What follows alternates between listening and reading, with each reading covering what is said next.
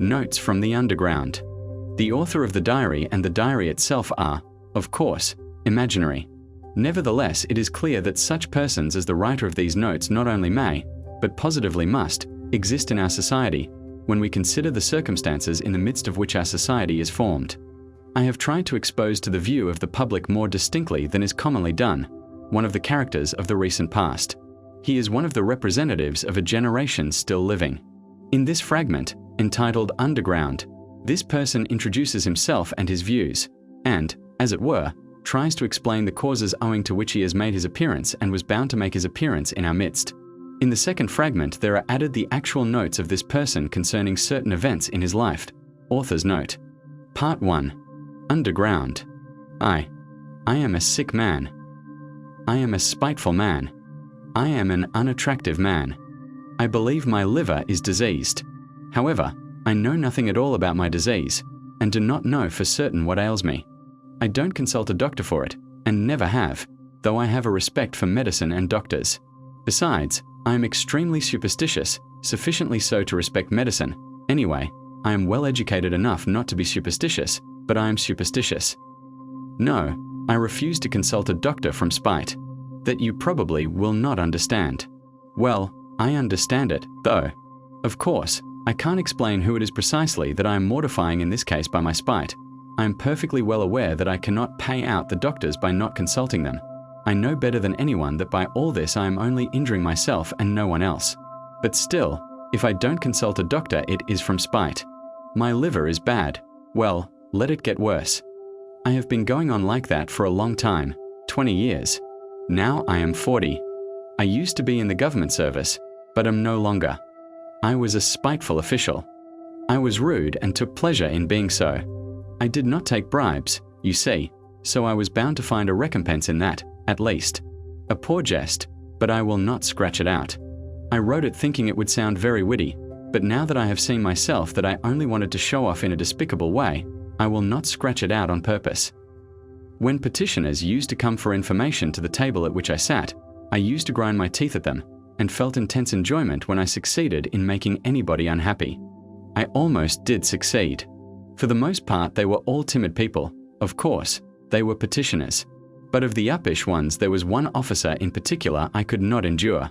He simply would not be humble, and clanked his sword in a disgusting way. I carried on a feud with him for 18 months over that sword. At last I got the better of him. He left off clanking it. That happened in my youth, though. But do you know, gentlemen, what was the chief point about my spite? Why, the whole point, the real sting of it lay in the fact that continually, even in the moment of the acutest spleen, I was inwardly conscious with shame that I was not only not a spiteful but not even an embittered man, that I was simply scaring sparrows at random and amusing myself by it. I might foam at the mouth, but bring me a doll to play with, give me a cup of tea with sugar in it, and maybe I should be appeased. I might even be genuinely touched, though probably I should grind my teeth at myself afterwards and lie awake at night with shame for months after. That was my way. I was lying when I said just now that I was a spiteful official. I was lying from spite. I was simply amusing myself with the petitioners and with the officer, and in reality I never could become spiteful. I was conscious every moment in myself of many, very many elements absolutely opposite to that. I felt them positively swarming in me, these opposite elements. I knew that they had been swarming in me all my life and craving some outlet from me, but I would not let them, purposely would not let them come out. They tormented me till I was ashamed. They drove me to convulsions and sickened me, at last. How they sickened me.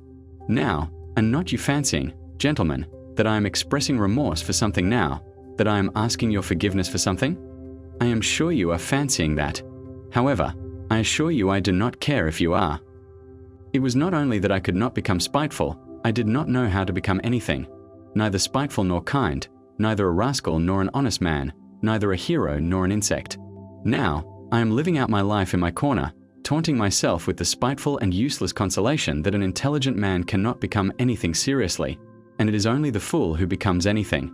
Yes, a man in the 19th century must and morally ought to be preeminently a characterless creature.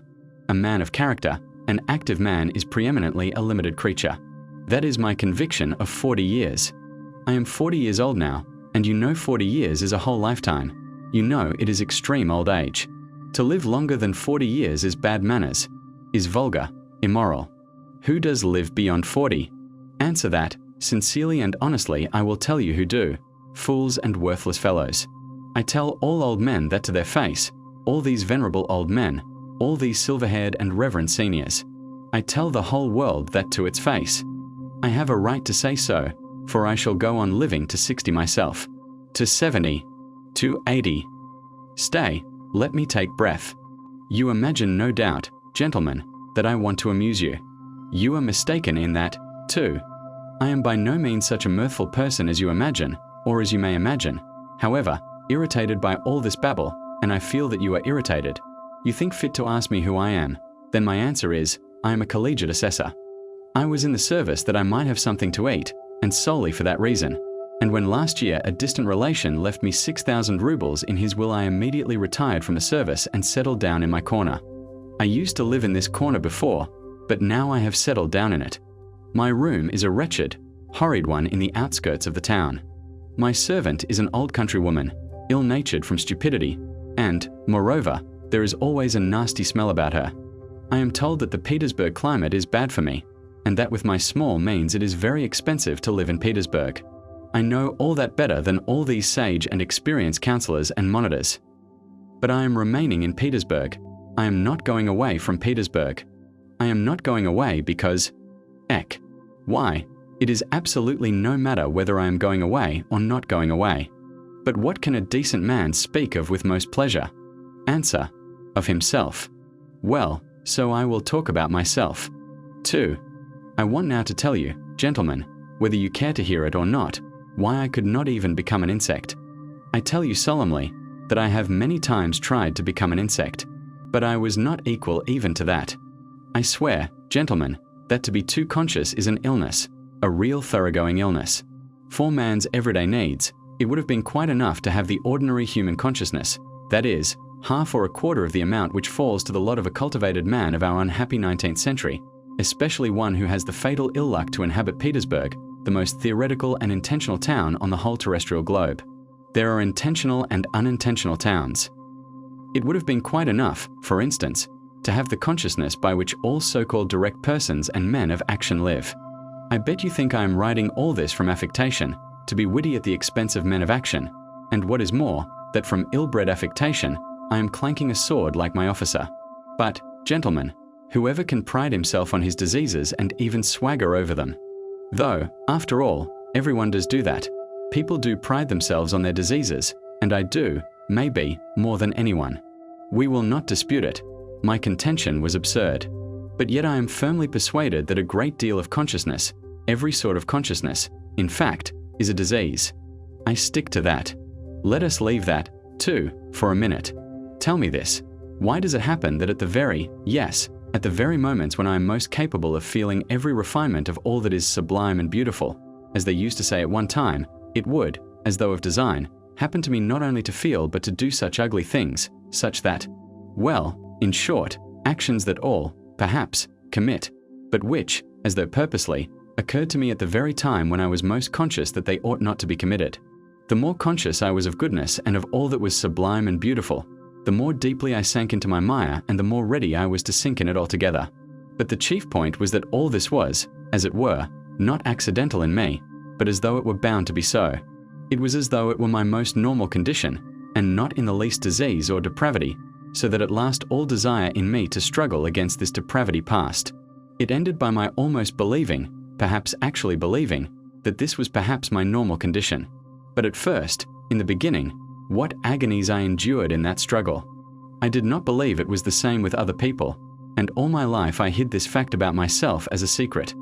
I was ashamed, even now, perhaps, I am ashamed I got to the point of feeling a sort of secret abnormal, despicable enjoyment in returning home to my corner on some disgusting Petersburg night, acutely conscious that that day I had committed a loathsome action again, that what was done could never be undone, and secretly, inwardly gnawing at myself for it, tearing and consuming myself till at last the bitterness turned into a sort of shameful accursed sweetness, and at last, into positive real enjoyment. Yes, into enjoyment. I insist upon that. I have spoken of this because I keep wanting to know for a fact whether other people feel such enjoyment. I will explain. The enjoyment was just from the too intense consciousness of one's own degradation. It was from feeling oneself that one had reached the last barrier, that it was horrible, but that it could not be otherwise, that there was no escape for you, that you never could become a different man, that even if time and faith were still left you to change into something different, you would most likely not wish to change, or if you did wish to, even then you would do nothing, because perhaps, in reality, there was nothing for you to change into. And the worst of it was, and the root of it all, that it was all in accord with the normal fundamental laws of overacute consciousness, and with the inertia that was the direct result of those laws, and that consequently one was not only unable to change but could do absolutely nothing.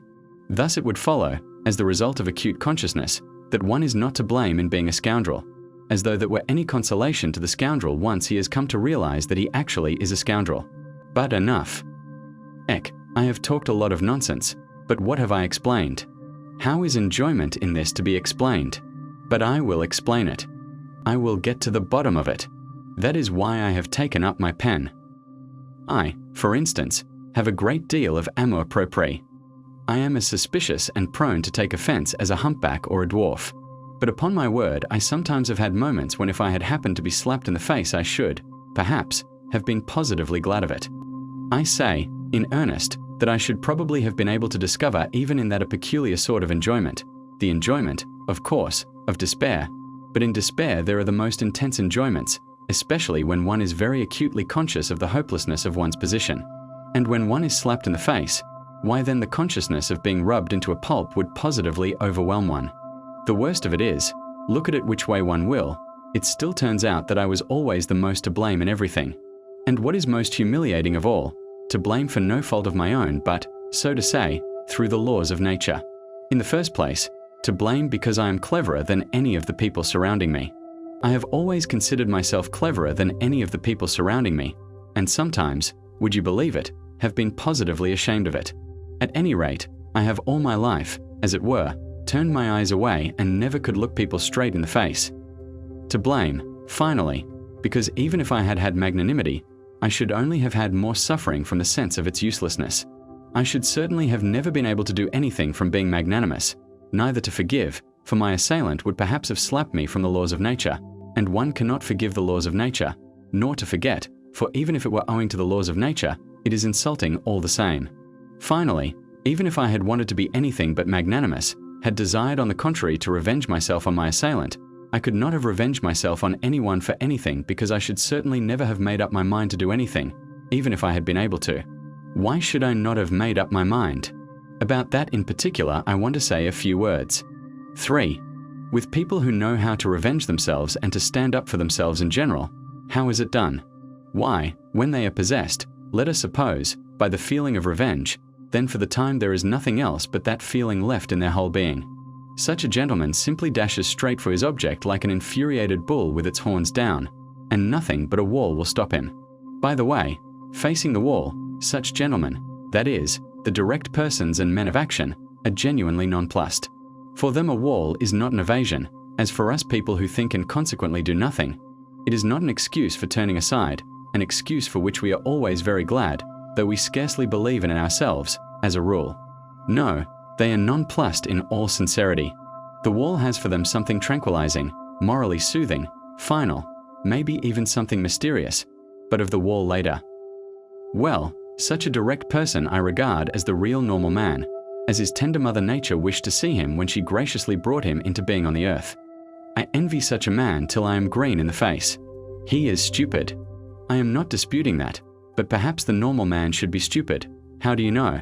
Perhaps it is very beautiful, in fact, and I am the more persuaded of that suspicion, if one can call it so, by the fact that if you take, for instance, the antithesis of the normal man, that is, the man of acute consciousness, who has come, of course, not out of the lap of nature but out of a retort. This is almost mysticism, gentlemen, but I suspect this, too.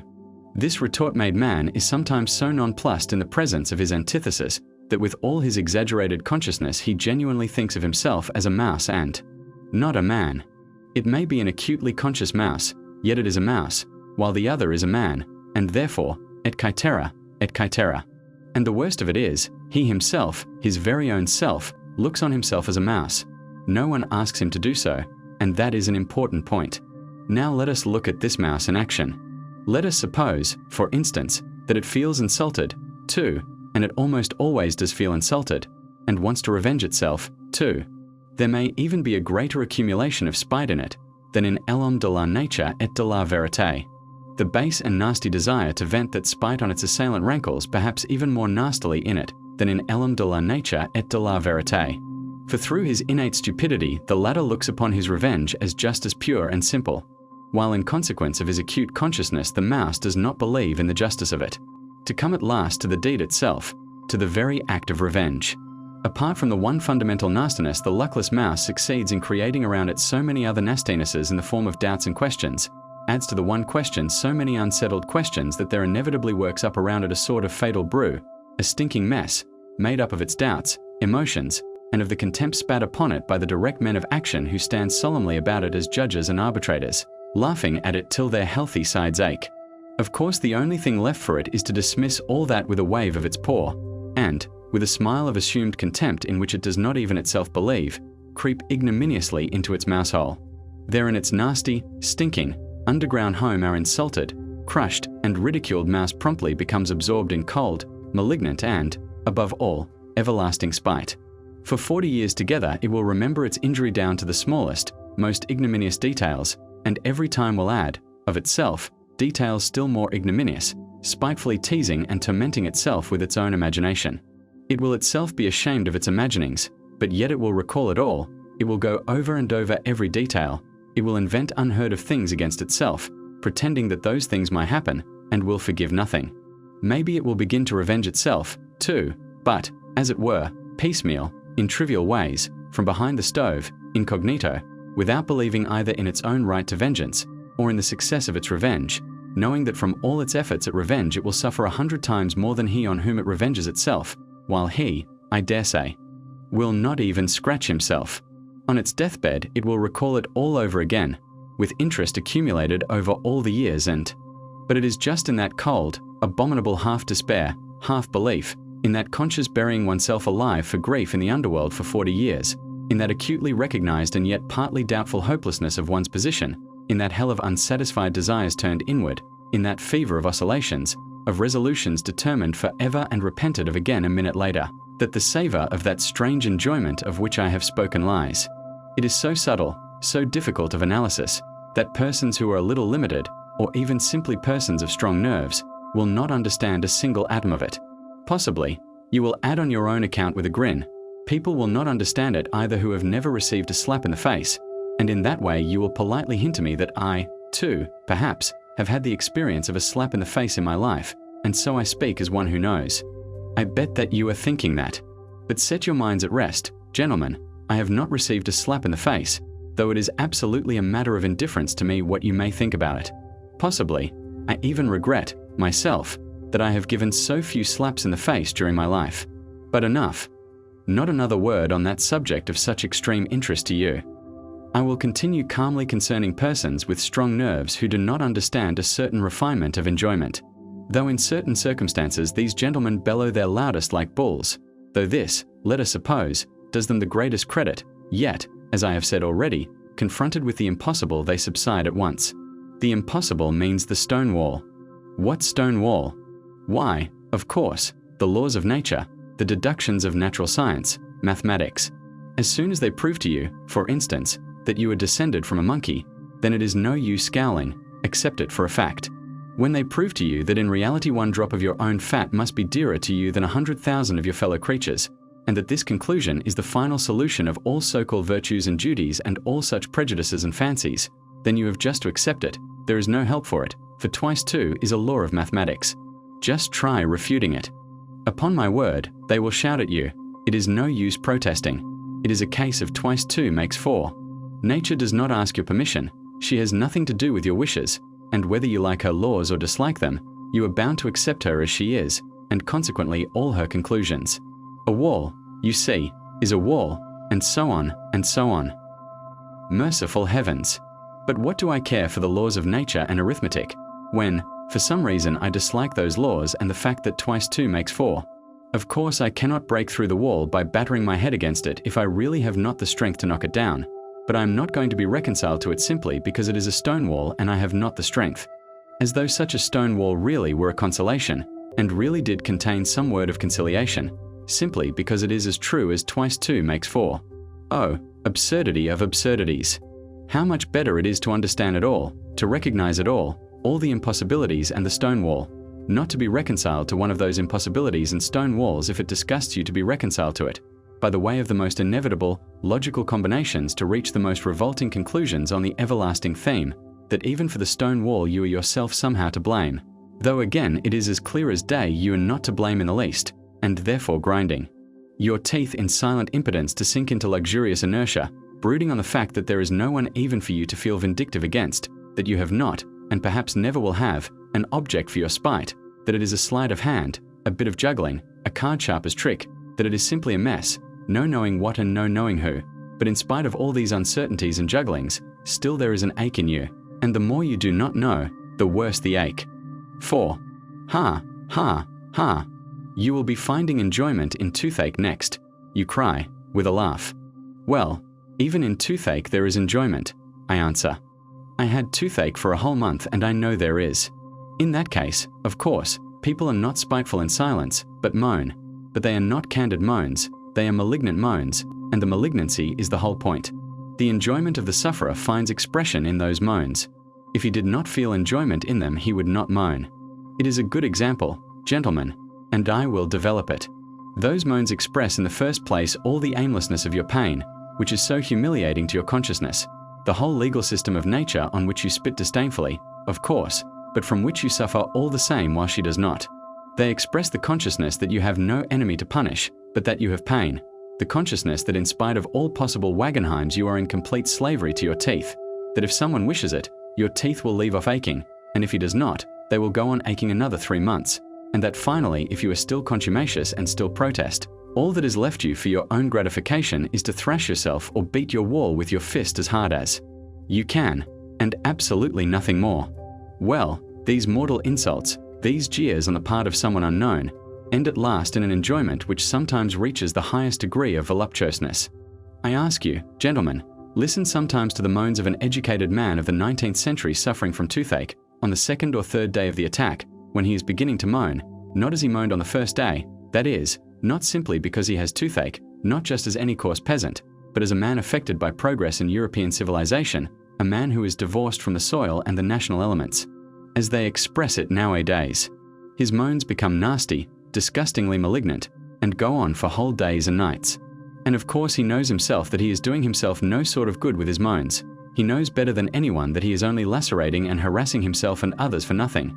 He knows that even the audience before whom he is making his efforts, and his whole family, listen to him with loathing, do not put a ha'porth of faith in him, and inwardly understand that he might moan differently, more simply, without trills and flourishes, and that he is only amusing himself like that from ill humor, from malignancy. Well, in all these recognitions and disgraces it is that there lies a voluptuous pleasure. As though he would say, I am worrying you, I am lacerating your hearts, I am keeping everyone in the house awake. Well, stay awake then, you, too, feel every minute that I have toothache. I am not a hero to you now, as I tried to seem before, but simply a nasty person, an imposter. Well, so be it, then. I am very glad that you see through me. It is nasty for you to hear my despicable moans. Well, let it be nasty. Here I will let you have a nastier flourish in a minute. You do not understand even now, gentlemen? No. It seems our development and our consciousness must go further to understand all the intricacies of this pleasure. You laugh. Delighted. My jests, gentlemen, are of course in bad taste, jerky, involved, lacking self-confidence. But of course that is because I do not respect myself. Can a man of perception respect himself at all? V. Come, can a man who attempts to find enjoyment in the very feeling of his own degradation possibly have a spark of respect for himself? I am not saying this now from any mawkish kind of remorse. And, indeed, I could never endure saying, forgive me, Papa, I won't do it again. Not because I am incapable of saying that. On the contrary, perhaps just because I have been too capable of it, and in what a way, too. As though of design, I used to get into trouble in cases when I was not to blame in any way. That was the nastiest part of it. At the same time I was genuinely touched and penitent, I used to shed tears and, of course, deceive myself, though I was not acting in the least, and there was a sick feeling in my heart at the time. For that one could not blame even the laws of nature, though the laws of nature have continually all my life offended me more than anything. It is loathsome to remember it all, but it was loathsome even then. Of course, a minute or so later I would realize wrathfully that it was all a lie, a revolting lie, an affected lie, that is, all this penitence, this emotion, these vows of reform. You will ask, why did I worry myself with such antics? Answer, because it was very dull to sit with one's hands folded, and so one began cutting capers. That is really it. Observe yourselves more carefully, gentlemen, then you will understand that it is so. I invented adventures for myself and made up a life, so as at least to live in some way. How many times it has happened to me, well, for instance, to take offense simply on purpose, for nothing, and one knows oneself, of course, that one is offended at nothing, that one is putting it on, but yet one brings oneself at last to the point of being really offended. All my life I have had an impulse to play such pranks, so that in the end I could not control it in myself. Another time, twice, in fact, I tried hard to be in love. I suffered, too, gentlemen, I assure you. In the depth of my heart there was no faith in my suffering, only a faint stir of mockery, but yet I did suffer, and in the real, orthodox way. I was jealous, beside myself, and it was all from ennui, gentlemen, all from ennui. Inertia overcame me. You know the direct, legitimate fruit of consciousness is inertia, that is, conscious sitting with the hands folded. I have referred to this already. I repeat with emphasis, all direct persons and men of action are active just because they are stupid and limited. How explain that? I will tell you. In consequence of their limitation, they take immediate and secondary causes for primary ones, and in that way persuade themselves more quickly and easily than other people do that they have found an infallible foundation for their activity, and their minds are at ease, and you know that is the chief thing. To begin to act, you know, you must first have your mind completely at ease and no trace of doubt left in it. Why? How am I, for example, to set my mind at rest? Where are the primary causes on which I am to build? Where are my foundations? Where am I to get them from? I exercise myself in reflection, and consequently with me every primary cause at once draws after itself another still more primary, and so on to infinity. That is just the essence of every sort of consciousness and reflection. It must be a case of the laws of nature again. What is the result of it in the end? Why, just the same. Remember I spoke just now of vengeance. I am sure you did not take it in. I said that a man revenges himself because he sees justice in it. Therefore he has found a primary cause, that is, justice. And so he is at rest on all sides, and consequently he carries out his revenge calmly and successfully, being persuaded that he is doing a just and honest thing. But I see no justice in it, I find no sort of virtue in it either, and consequently if I attempt to revenge myself, it is only out of spite. Spite, of course, might overcome everything, all my doubts, and so might serve quite successfully in place of a primary cause, precisely because it is not a cause. But what is to be done if I have not even spite? I began with that just now, you know. In consequence again of those accursed laws of consciousness, anger in me is subject to chemical disintegration. You look into it, the object flies off into air, your reasons evaporate, the criminal is not to be found, the wrong becomes not a wrong but a phantom, something like the toothache, for which no one is to blame, and consequently there is only the same outlet left again, that is, to beat the wall as hard as you can. So you give it up with a wave of the hand because you have not found a fundamental cause. And try letting yourself be carried away by your feelings, blindly, without reflection, without a primary cause, repelling consciousness at least for a time. Hate or love, if only not to sit with your hands folded. The day after tomorrow, at the latest, you will begin despising yourself for having knowingly deceived yourself. Result, a soap bubble and inertia. Oh, gentlemen, do you know, perhaps I consider myself an intelligent man, only because all my life I have been able neither to begin nor to finish anything. Granted, I am a babbler, a harmless, vexatious babbler, like all of us. But what is to be done if the direct and sole vocation of every intelligent man is babble? That is, the intentional pouring of water through a sieve. 6. Oh, if I had done nothing simply from laziness. Heavens, how I should have respected myself, then. I should have respected myself because I should at least have been capable of being lazy. There would at least have been one quality, as it were, positive in me, in which I could have believed myself. Question: what is he? Answer: a sluggard. How very pleasant it would have been to hear that of oneself. It would mean that I was positively defined. It would mean that there was something to say about me. Sluggard. Why? It is a calling and vocation. It is a career. Do not jest. It is so. I should then be a member of the best club by right, and should find my occupation in continually respecting myself. I knew a gentleman who prided himself all his life on being a connoisseur of Lafite. He considered this as his positive virtue, and never doubted himself. He died, not simply with a tranquil, but with a triumphant conscience, and he was quite right, too. Then I should have chosen a career for myself. I should have been a sluggard and a glutton, not a simple one, but, for instance, one with sympathies for everything sublime and beautiful. How do you like that? I have long had visions of it. That sublime and beautiful weighs heavily on my mind at 40, but that is at 40. Then it would have been different. I should have found for myself a form of activity in keeping with it, to be precise, drinking to the health of everything sublime and beautiful. I should have snatched at every opportunity to drop a tear into my glass and then to drain it to all that is sublime and beautiful. I should then have turned everything into the sublime and the beautiful. In the nastiest, unquestionable trash, I should have sought out the sublime and the beautiful. I should have exuded tears like a wet sponge. An artist, for instance, paints a picture worthy of Gay. At once I drink to the health of the artist who painted the picture worthy of Gay, because I love all that is sublime and beautiful. An author has written as you will. At once I drink to the health of anyone you will, because I love all that is sublime and beautiful.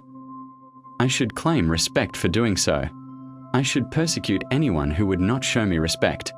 I should live at ease. I should die with dignity. Why? It is charming, perfectly charming. And what a good round belly I should have grown. What a treble chin I should have established. What a ruby nose I should have colored for myself, so that everyone would have said, looking at me, here is an asset. Here is something real and solid. And, say what you like, it is very agreeable to hear such remarks about oneself in this negative age. 7. But these are all golden dreams. Oh, tell me, who was it first announced, who was it first proclaimed, that man only does nasty things because he does not know his own interests, and that if he were enlightened, if his eyes were open to his real normal interests, man would at once cease to do nasty things, would at once become good and noble because, being enlightened and understanding his real advantage, he would see his own advantage in the good and nothing else. And we all know that not one man can, consciously, act against his own interests. Consequently, so to say, through necessity, he would begin doing good? Oh, the babe. Oh, the pure, innocent child.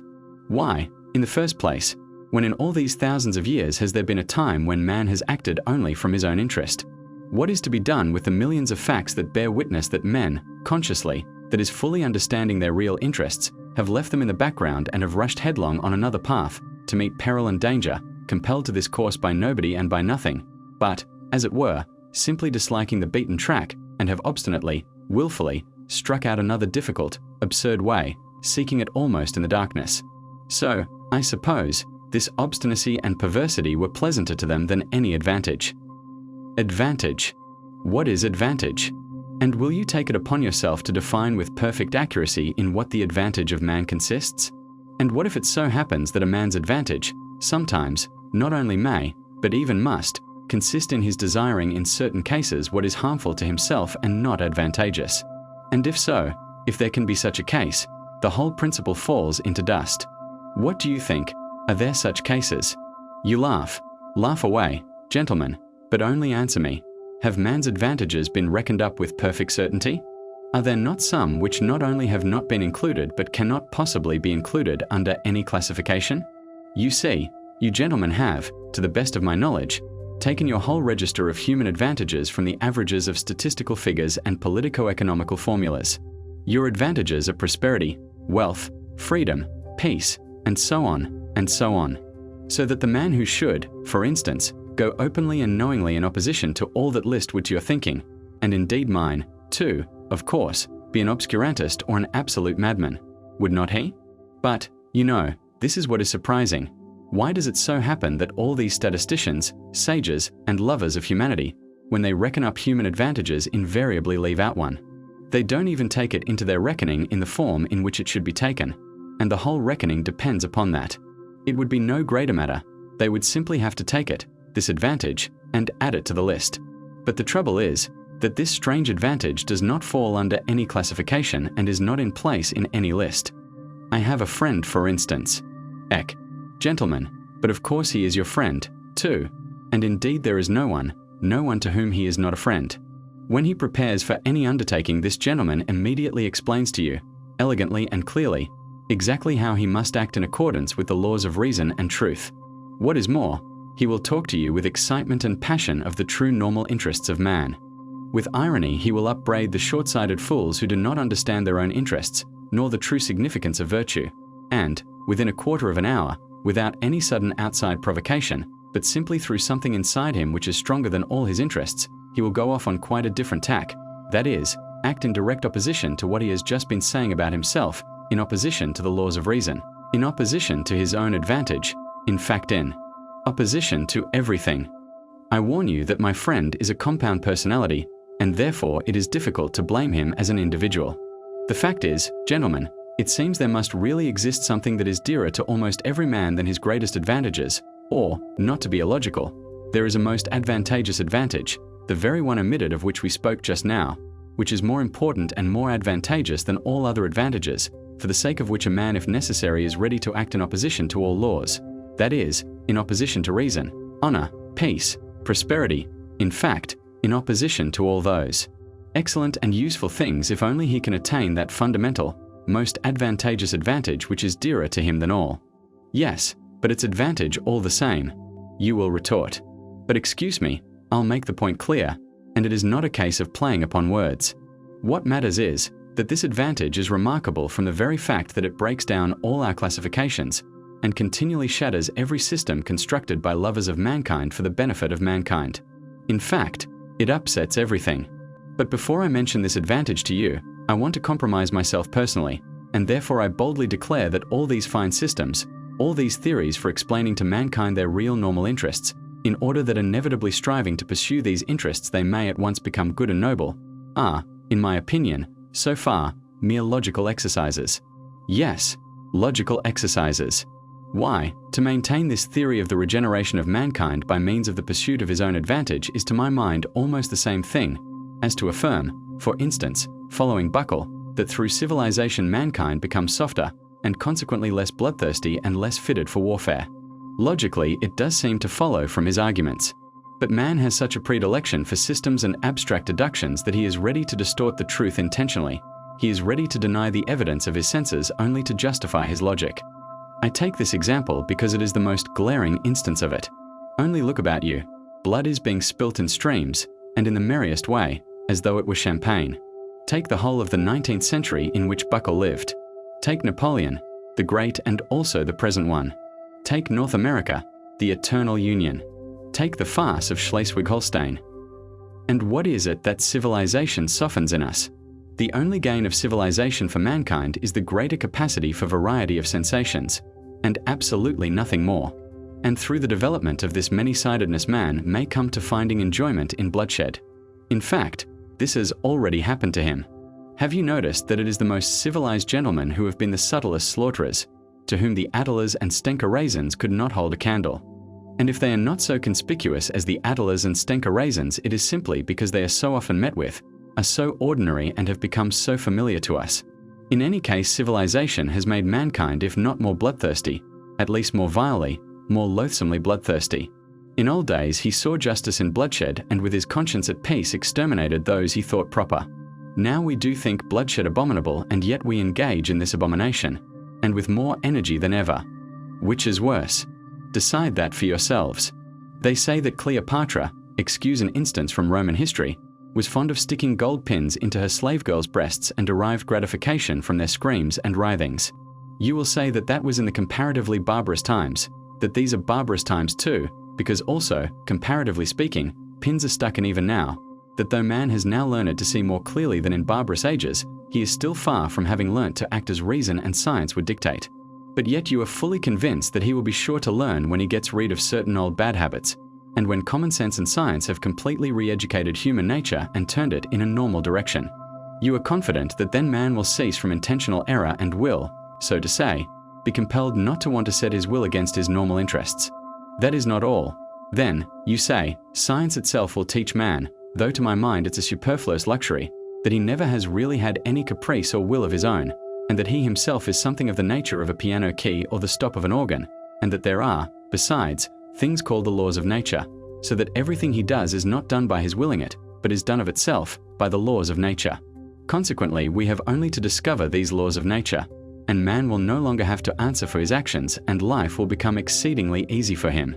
All human actions will then, of course, be tabulated according to these laws, mathematically, like tables of logarithms up to 108,000, and entered in an index. Or, better still, there would be published certain edifying works of the nature of encyclopedic lexicons, in which everything will be so clearly calculated and explained that there will be no more incidents or adventures in the world. Then, this is all what you say, new economic relations will be established, all ready-made and worked out with mathematical exactitude, so that every possible question will vanish in the twinkling of an eye, simply because every possible answer to it will be provided. Then the palace of crystal will be built. Then, in fact, those will be halcyon days. Of course, there is no guaranteeing, this is my comment, that it will not be, for instance, frightfully dull then, for what will one have to do when everything will be calculated and tabulated? But on the other hand, everything will be extraordinarily rational.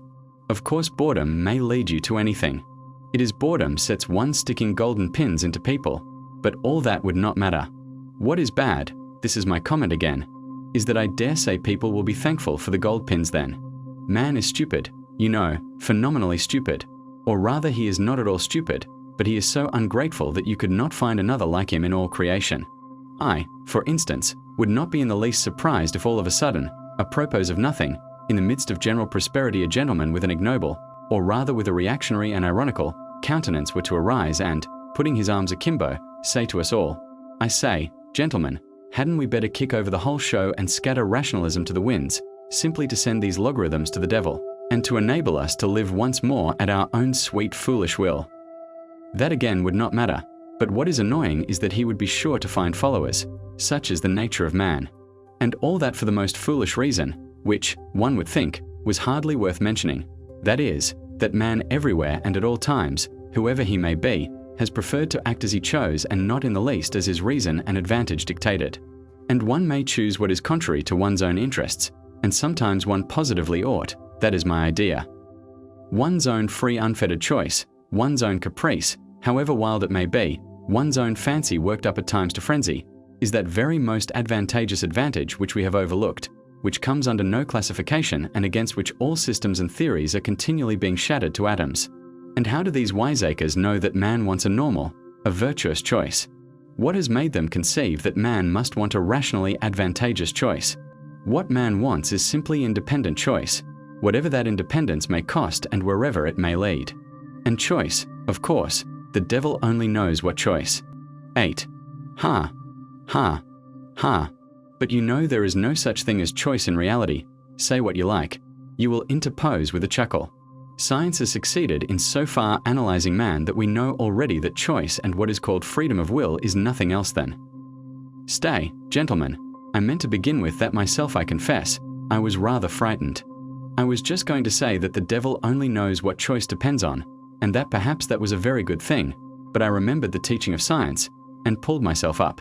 And here you have begun upon it.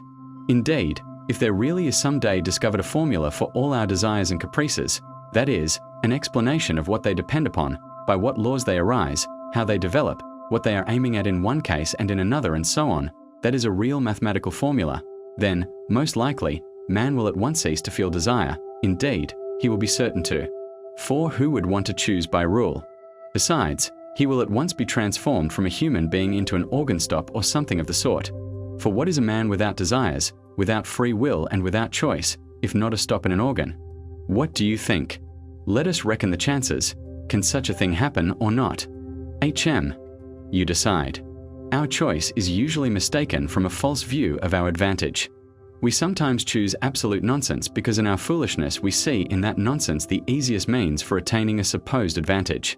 But when all that is explained and worked out on paper, which is perfectly possible, for it is contemptible and senseless to suppose that some laws of nature man will never understand, then certainly so-called desires will no longer exist. For if a desire should come into conflict with reason, we shall then reason and not desire, because it will be impossible retaining our reason to be senseless in our desires, and in that way knowingly act against reason and desire to injure ourselves. And as all choice and reasoning can be really calculated, because there will someday be discovered the laws of our so-called free will, so, joking apart, there may one day be something like a table constructed of them, so that we really shall choose in accordance with it. If, for instance, someday they calculate and prove to me that I made a long nose at someone because I could not help making a long nose at him and that I had to do it in that particular way, what freedom is left me, especially if I am a learned man and have taken my degree somewhere? Then I should be able to calculate my whole life for 30 years beforehand. In short, if this could be arranged, there would be nothing left for us to do. Anyway, we should have to understand that. And, in fact, we ought unwearyingly to repeat to ourselves that at such and such a time and in such and such circumstances nature does not ask our leave, that we have got to take her as she is and not fashion her to suit our fancy, and if we really aspire to formulas and tables of rules, and well, even to the chemical retort, there's no help for it, we must accept the retort too, or else it will be accepted without our consent. Yes, but here I come to a stop. Gentlemen, you must excuse me for being over-philosophical. It's the result of 40 years underground. Allow me to indulge my fancy. You see, gentlemen, reason is an excellent thing, there's no disputing that, but reason is nothing but reason and satisfies only the rational side of man's nature, while will is a manifestation of the whole life, that is, of the whole human life including reason and all the impulses. And although our life, in this manifestation of it, is often worthless, yet it is life and not simply extracting square roots. Here I, for instance, quite naturally want to live, in order to satisfy all my capacities for life, and not simply my capacity for reasoning, that is, not simply 1/20th of my capacity for life. What does reason know? Reason only knows what it has succeeded in learning. Some things, perhaps, it will never learn. This is a poor comfort, but why not say so frankly? And human nature acts as a whole, with everything that is in it, consciously or unconsciously, and, even if it goes wrong, it lives. I suspect, gentlemen, that you are looking at me with compassion. You tell me again that an enlightened and developed man, such, in short, as the future man will be, cannot consciously desire anything disadvantageous to himself, that can be proved mathematically. I thoroughly agree. It can, by mathematics. But I repeat for the 100th time, there is one case, one only, when man may consciously, purposely, desire what is injurious to himself, what is stupid, very stupid, simply in order to have the right to desire for himself even what is very stupid and not to be bound by an obligation to desire only what is sensible. Of course, this very stupid thing, this caprice of ours, may be in reality, gentlemen, more advantageous for us than anything else on earth, especially in certain cases. And in particular, it may be more advantageous than any advantage even when it does us obvious harm, and contradicts the soundest conclusions of our reason concerning our advantage. For in any circumstances it preserves for us what is most precious and most important, that is, our personality, our individuality. Some, you see, maintain that this really is the most precious thing for mankind. Choice can, of course, if it chooses, be in agreement with reason, and especially if this be not abused but kept within bounds. It is profitable and sometimes even praiseworthy. But very often, and even most often, choice is utterly and stubbornly opposed to reason. And, do you know that, too, is profitable, sometimes even praiseworthy?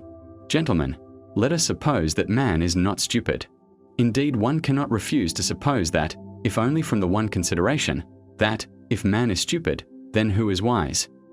But if he is not stupid, he is monstrously ungrateful. Phenomenally ungrateful. In fact, I believe that the best definition of man is the ungrateful biped. But that is not all, that is not his worst defect. His worst defect is his perpetual moral obliquity, perpetual, from the days of the flood to the Schleswig-Holstein period. Moral obliquity and consequently lack of good sense. For it has long been accepted that lack of good sense is due to no other cause than moral obliquity. Put it to the test and cast your eyes upon the history of mankind. What will you see? Is it a grand spectacle? Grand, if you like. Take the Colossus of Rhodes, for instance. That's worth something. With good reason, Mr. Dostoevsky testifies of it that some say that it is the work of man's hands, while others maintain that it has been created by nature herself. Is it many-colored? Maybe it is many-colored, too. If one takes the dress uniforms, military and civilian, of all peoples in all ages, that alone is worth something, and if you take the undress uniforms you will never get to the end of it. No historian would be equal to the job. Is it monotonous? Maybe it's monotonous too. It's fighting and fighting. They are fighting now, they fought first and they fought last. You will admit that it is almost too monotonous. In short, one may say anything about the history of the world, anything that might enter the most disordered imagination. The only thing one can't say is that it's rational. The very word sticks in one's throat. And, indeed, this is the odd thing that is continually happening. There are continually turning up in life moral and rational persons, sages, and lovers of humanity who make it their object to live all their lives as morally and rationally as possible, to be, so to speak, a light to their neighbors simply in order to show them that it is possible to live morally and rationally in this world. And yet we all know that those very people sooner or later have been false to themselves, playing some queer trick, often a most unseemly one. Now I ask you, what can be expected of man since he is a being endowed with strange qualities? Shower upon him every earthly blessing, drown him in a sea of happiness, so that nothing but bubbles of bliss can be seen on the surface. Give him economic prosperity, such that he should have nothing else to do but sleep, eat cakes, and busy himself with the continuation of his species.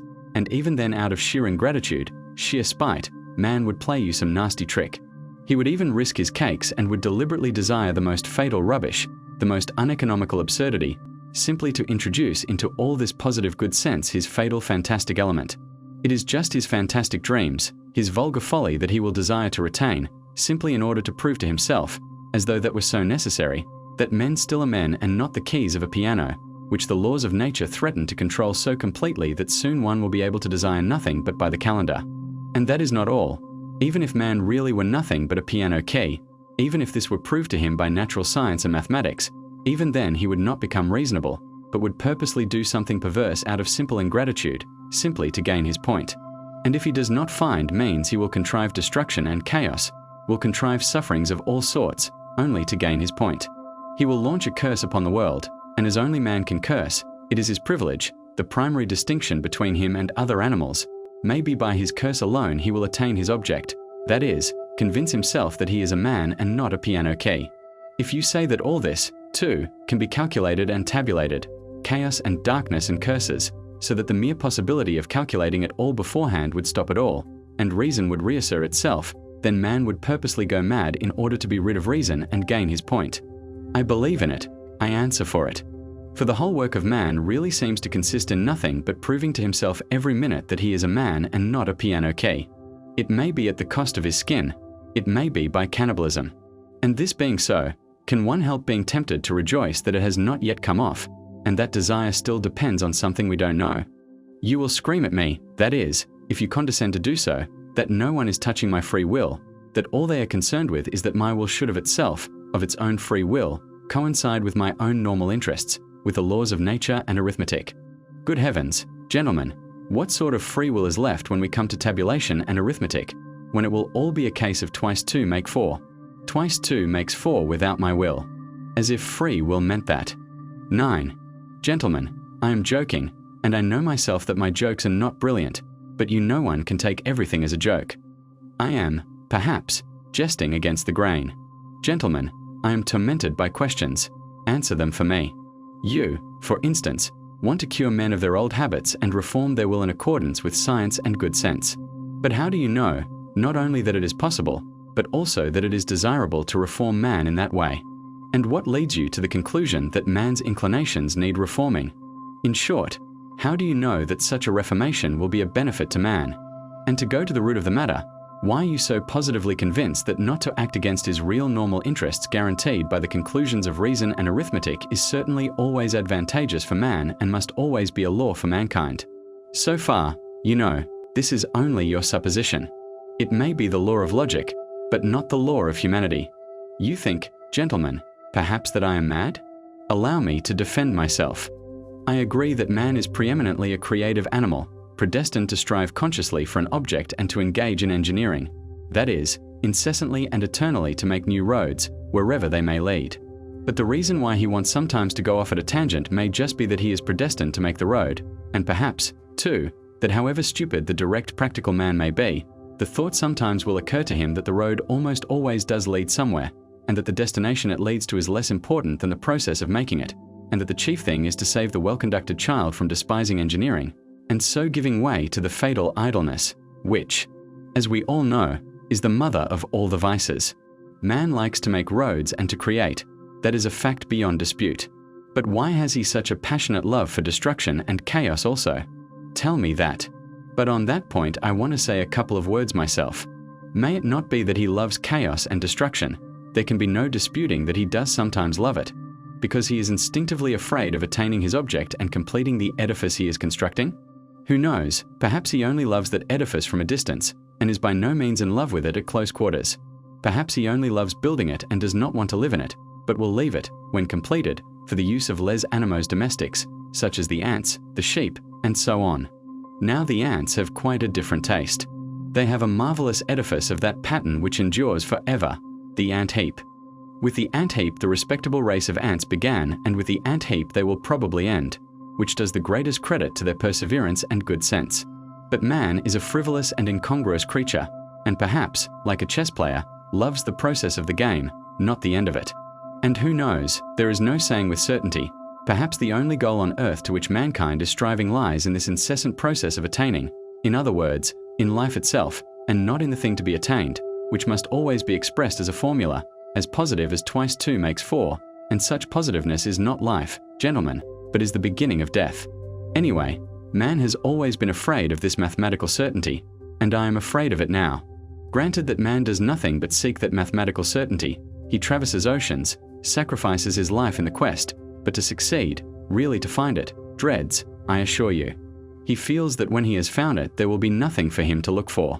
When workmen have finished their work, they do at least receive their pay, they go to the tavern, then they are taken to the police station, and there is occupation for a week. But where can man go? Anyway, one can observe a certain awkwardness about him when he has attained such objects. He loves the process of attaining, but does not quite like to have attained, and that, of course, is very absurd. In fact, man is a comical creature.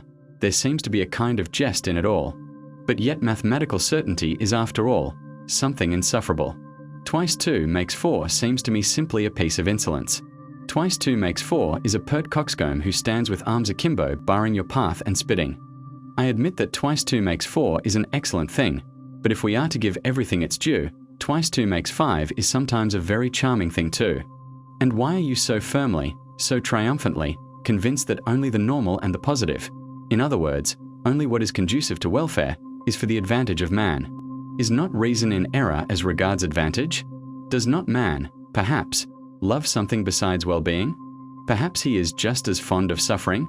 Perhaps suffering is just as great a benefit to him as well-being? Man is sometimes extraordinarily, passionately, in love with suffering, and that is a fact. There is no need to appeal to universal history to prove that. Only ask yourself, if you are a man and have lived at all. As far as my personal opinion is concerned, to care only for well-being seems to me positively ill-bred. Whether it's good or bad, it is sometimes very pleasant, too, to smash things. I hold no brief for suffering nor for well-being either. I am standing for my caprice, and for its being guaranteed to me when necessary. Suffering would be out of place in vaudevilles, for instance. I know that. In the Palace of Crystal it is unthinkable. Suffering means doubt, negation, and what would be the good of a palace of crystal if there could be any doubt about it? And yet I think man will never renounce real suffering, that is, destruction and chaos. Why? Suffering is the sole origin of consciousness.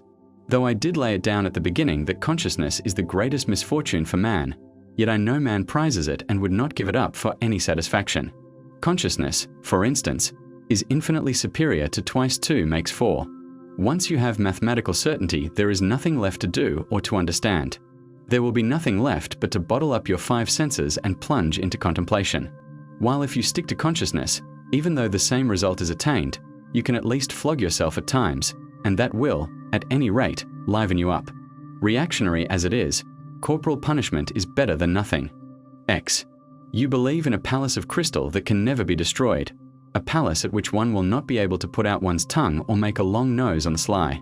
And perhaps that is just why I am afraid of this edifice, that it is of crystal and can never be destroyed, and that one cannot put one's tongue out at it even on the sly.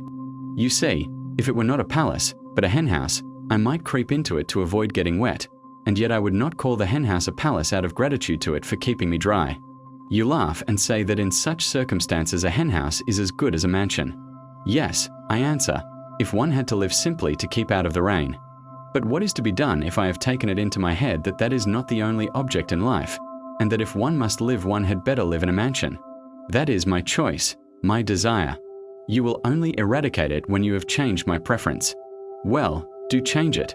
Allure me with something else. Give me another ideal. But meanwhile, I will not take a henhouse for a mansion.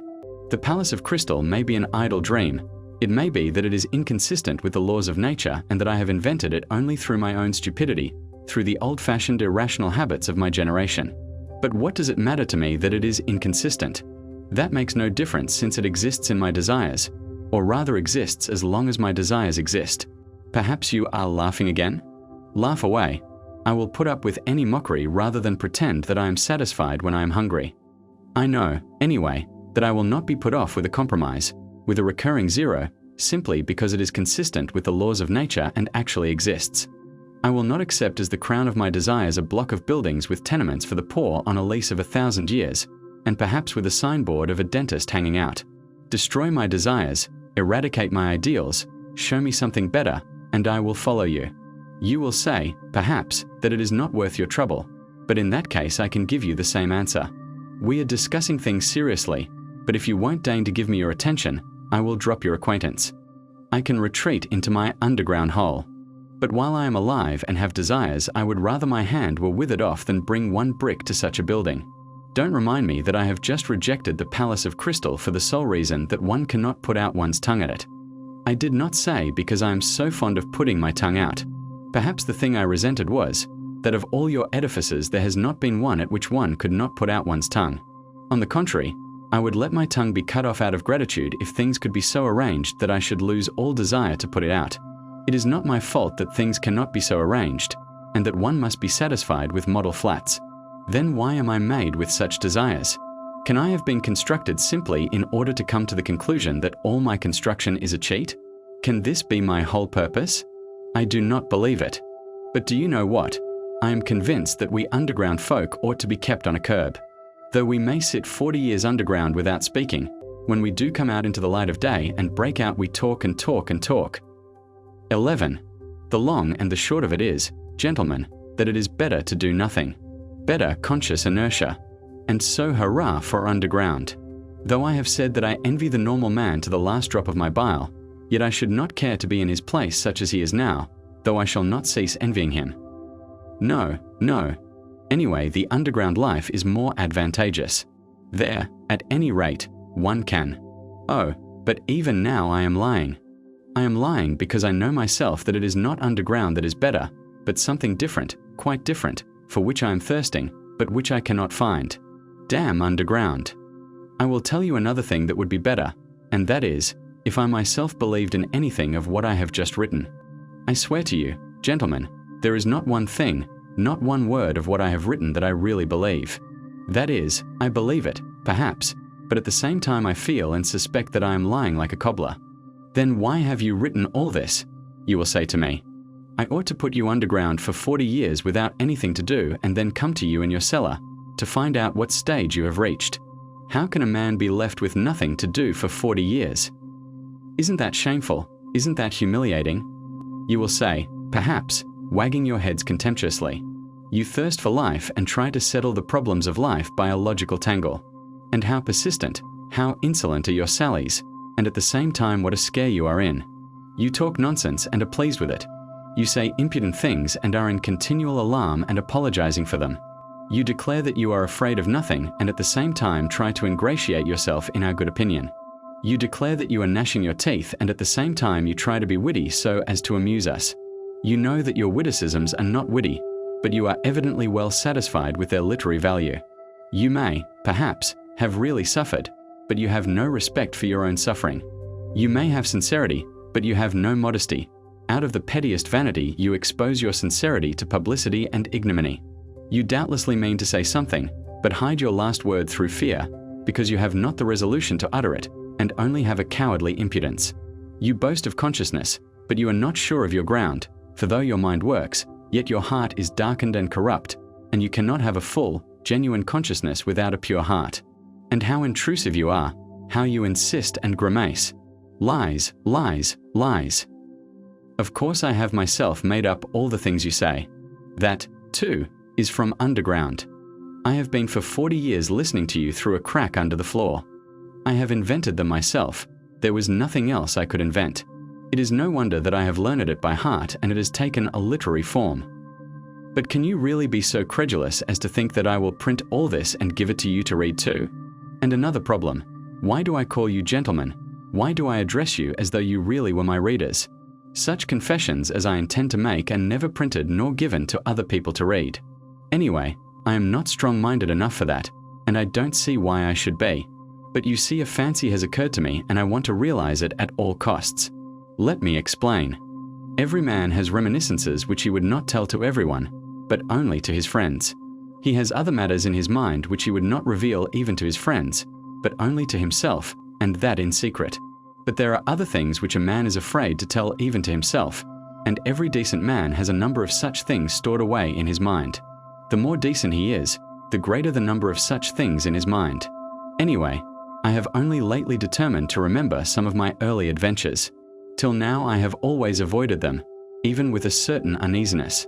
Now, when I am not only recalling them, but have actually decided to write an account of them, I want to try the experiment whether one can, even with oneself, be perfectly open and not take fright at the whole truth. I will observe, in parenthesis, that Heine says that a true autobiography is almost an impossibility, and that man is bound to lie about himself.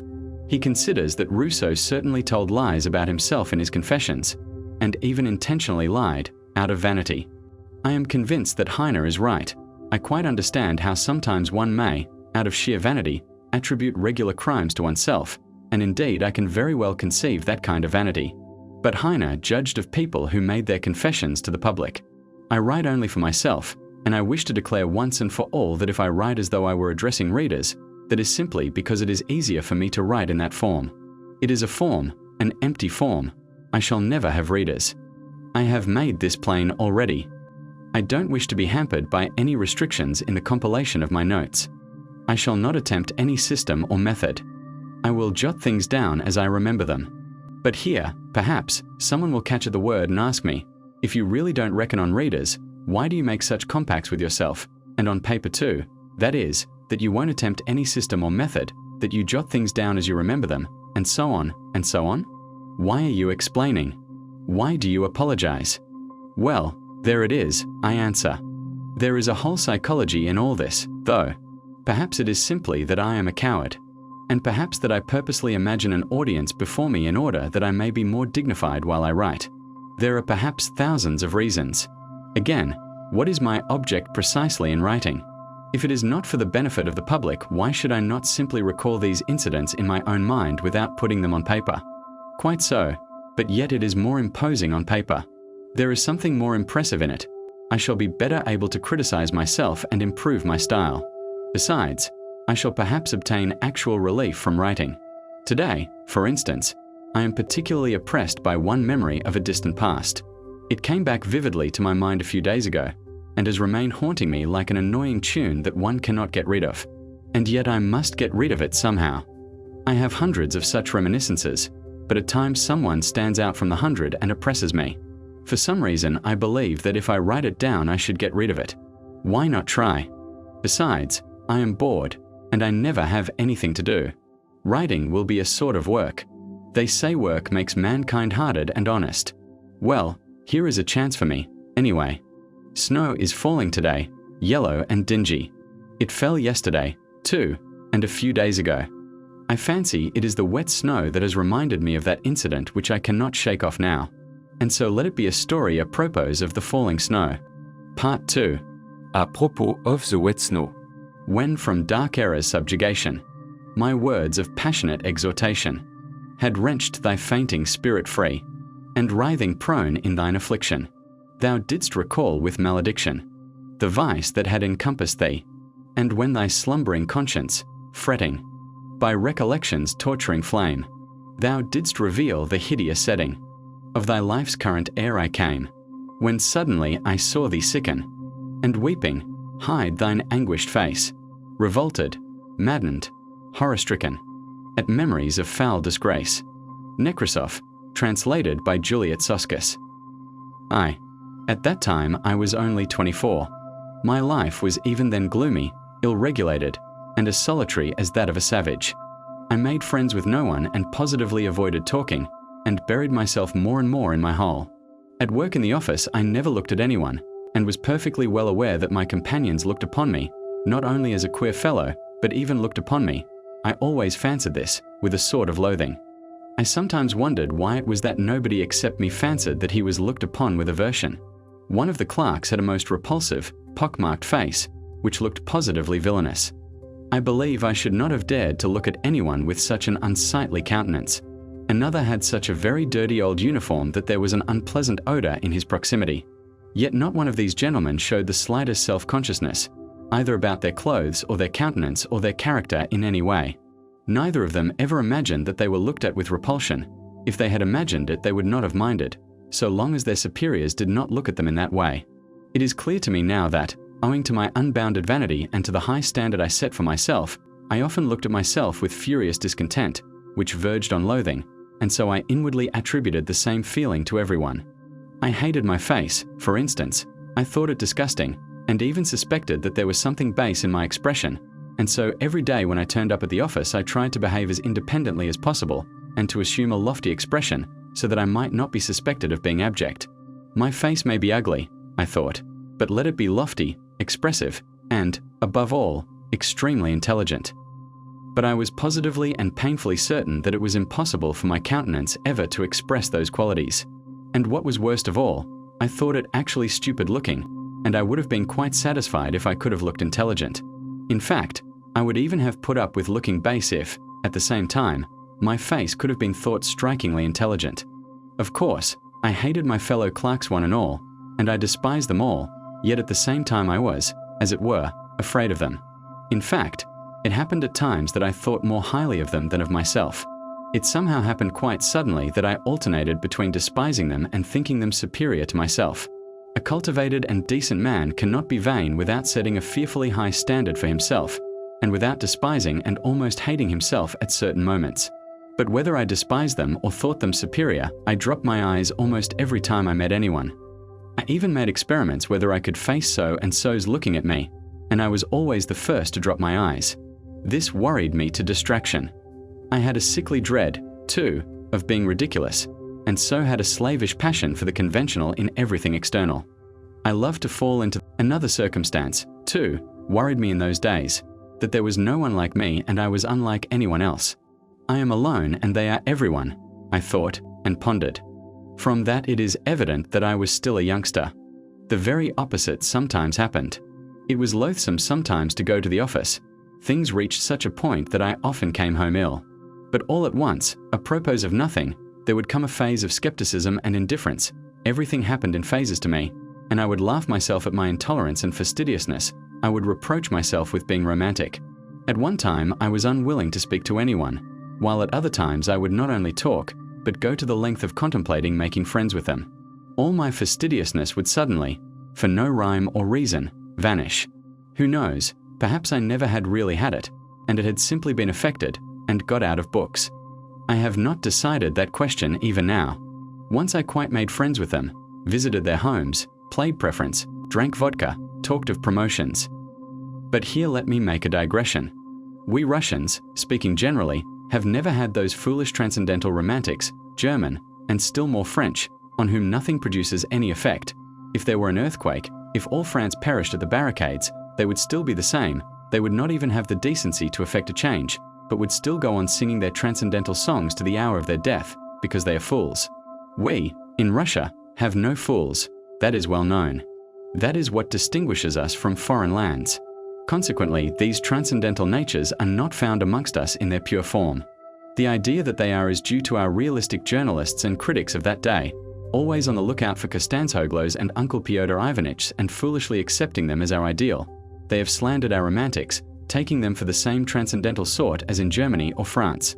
On the contrary, the characteristics of our romantics are absolutely and directly opposed to the transcendental European type, and no European standard can be applied to them.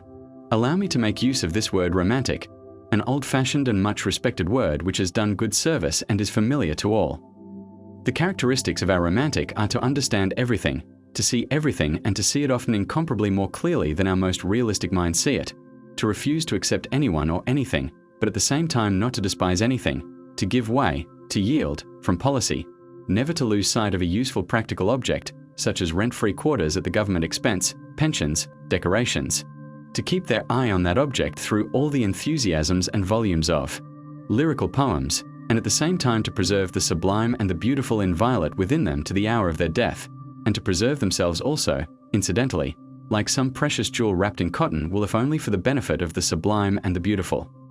Our romantic is a man of great breadth and the greatest rogue of all our rogues, I assure you. I can assure you from experience, indeed. Of course, that is, if he is intelligent. But what am I saying?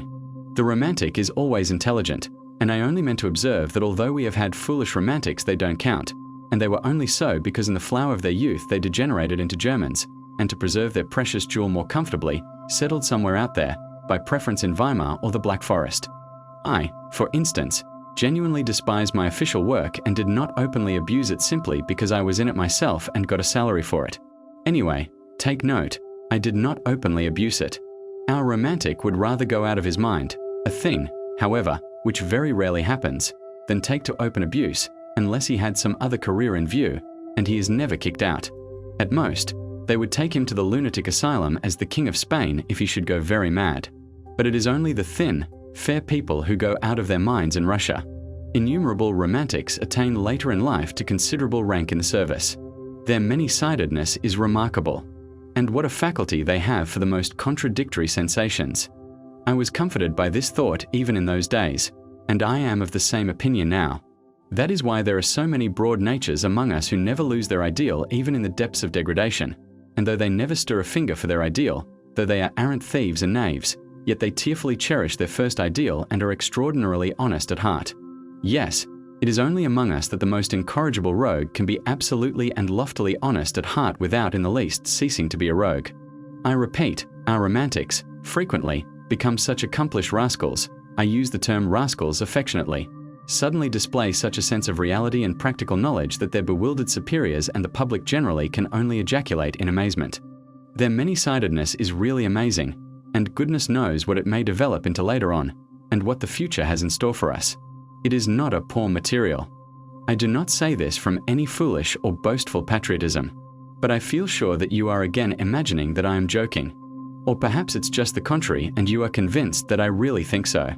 Anyway, gentlemen, I shall welcome both views as an honor and a special favor. And do forgive my digression. I did not, of course, maintain friendly relations with my comrades and soon was at loggerheads with them. And in my youth and inexperience I even gave up bowing to them, as though I had cut off all relations. That, however, only happened to me once. As a rule, I was always alone. In the first place, I spent most of my time at home, reading. I tried to stifle all that was continually seething within me by means of external impressions. And the only external means I had was reading. Reading, of course, was a great help, exciting me, giving me pleasure and pain. But at times it bored me fearfully. One longed for movement in spite of everything, and I plunged all at once into dark, underground, loathsome vice of the pettiest kind. My wretched passions were acute, smarting. From my continual, sickly irritability I had hysterical impulses, with tears and convulsions. I had no resource except reading. That is, there was nothing in my surroundings which I could respect and which attracted me. I was overwhelmed with depression, too. I had an hysterical craving for incongruity and for contrast, and so I took to vice. I have not said all this to justify myself. But, no, I am lying. I did want to justify myself. I make that little observation for my own benefit, gentlemen. I don't want to lie. I vowed to myself I would not. And so, furtively, timidly, in solitude, at night, I indulged in filthy vice, with a feeling of shame which never deserted me, even at the most loathsome moments, and which at such moments nearly made me curse. Already, even then, I had my underground world in my soul. I was fearfully afraid of being seen, of being met, of being recognized. I visited various obscure haunts. One night, as I was passing a tavern, I saw through a lighted window some gentlemen fighting with billiard cues, and saw one of them thrown out of the window. At other times, I should have felt very much disgusted, but I was in such a mood at the time that I actually envied the gentleman thrown out of the window, and I envied him so much that I even went into the tavern and into the billiard room.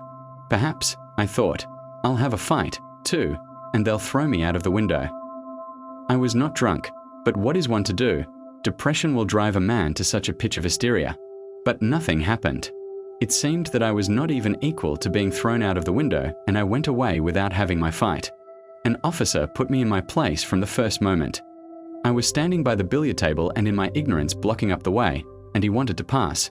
He took me by the shoulders and without a word, without a warning or explanation, moved me from where I was standing to another spot and passed by as though he had not noticed me. I could have forgiven blows, but I could not forgive his having moved me without noticing me. Devil knows what I would have given for a real regular quarrel, a more decent, a more literary one, so to speak. I had been treated like a fly. This officer was over 6 foot, while I was a spindly little fellow. But the quarrel was in my hands. I had only to protest and I certainly would have been thrown out of the window. But I changed my mind and preferred to beat a resentful retreat. I went out of the tavern straight home, confused and troubled, and the next night I went out again with the same lewd intentions, still more furtively, abjectly, and miserably than before, as it were, with tears in my eyes, but still I did go out again. Don't imagine, though, it was cowardice made me slink away from the officer. I never have been a coward at heart, though I have always been a coward in action. Don't be in a hurry to laugh. I assure you I can explain it all. Oh, if only that officer had been one of the sort who would consent to fight a duel.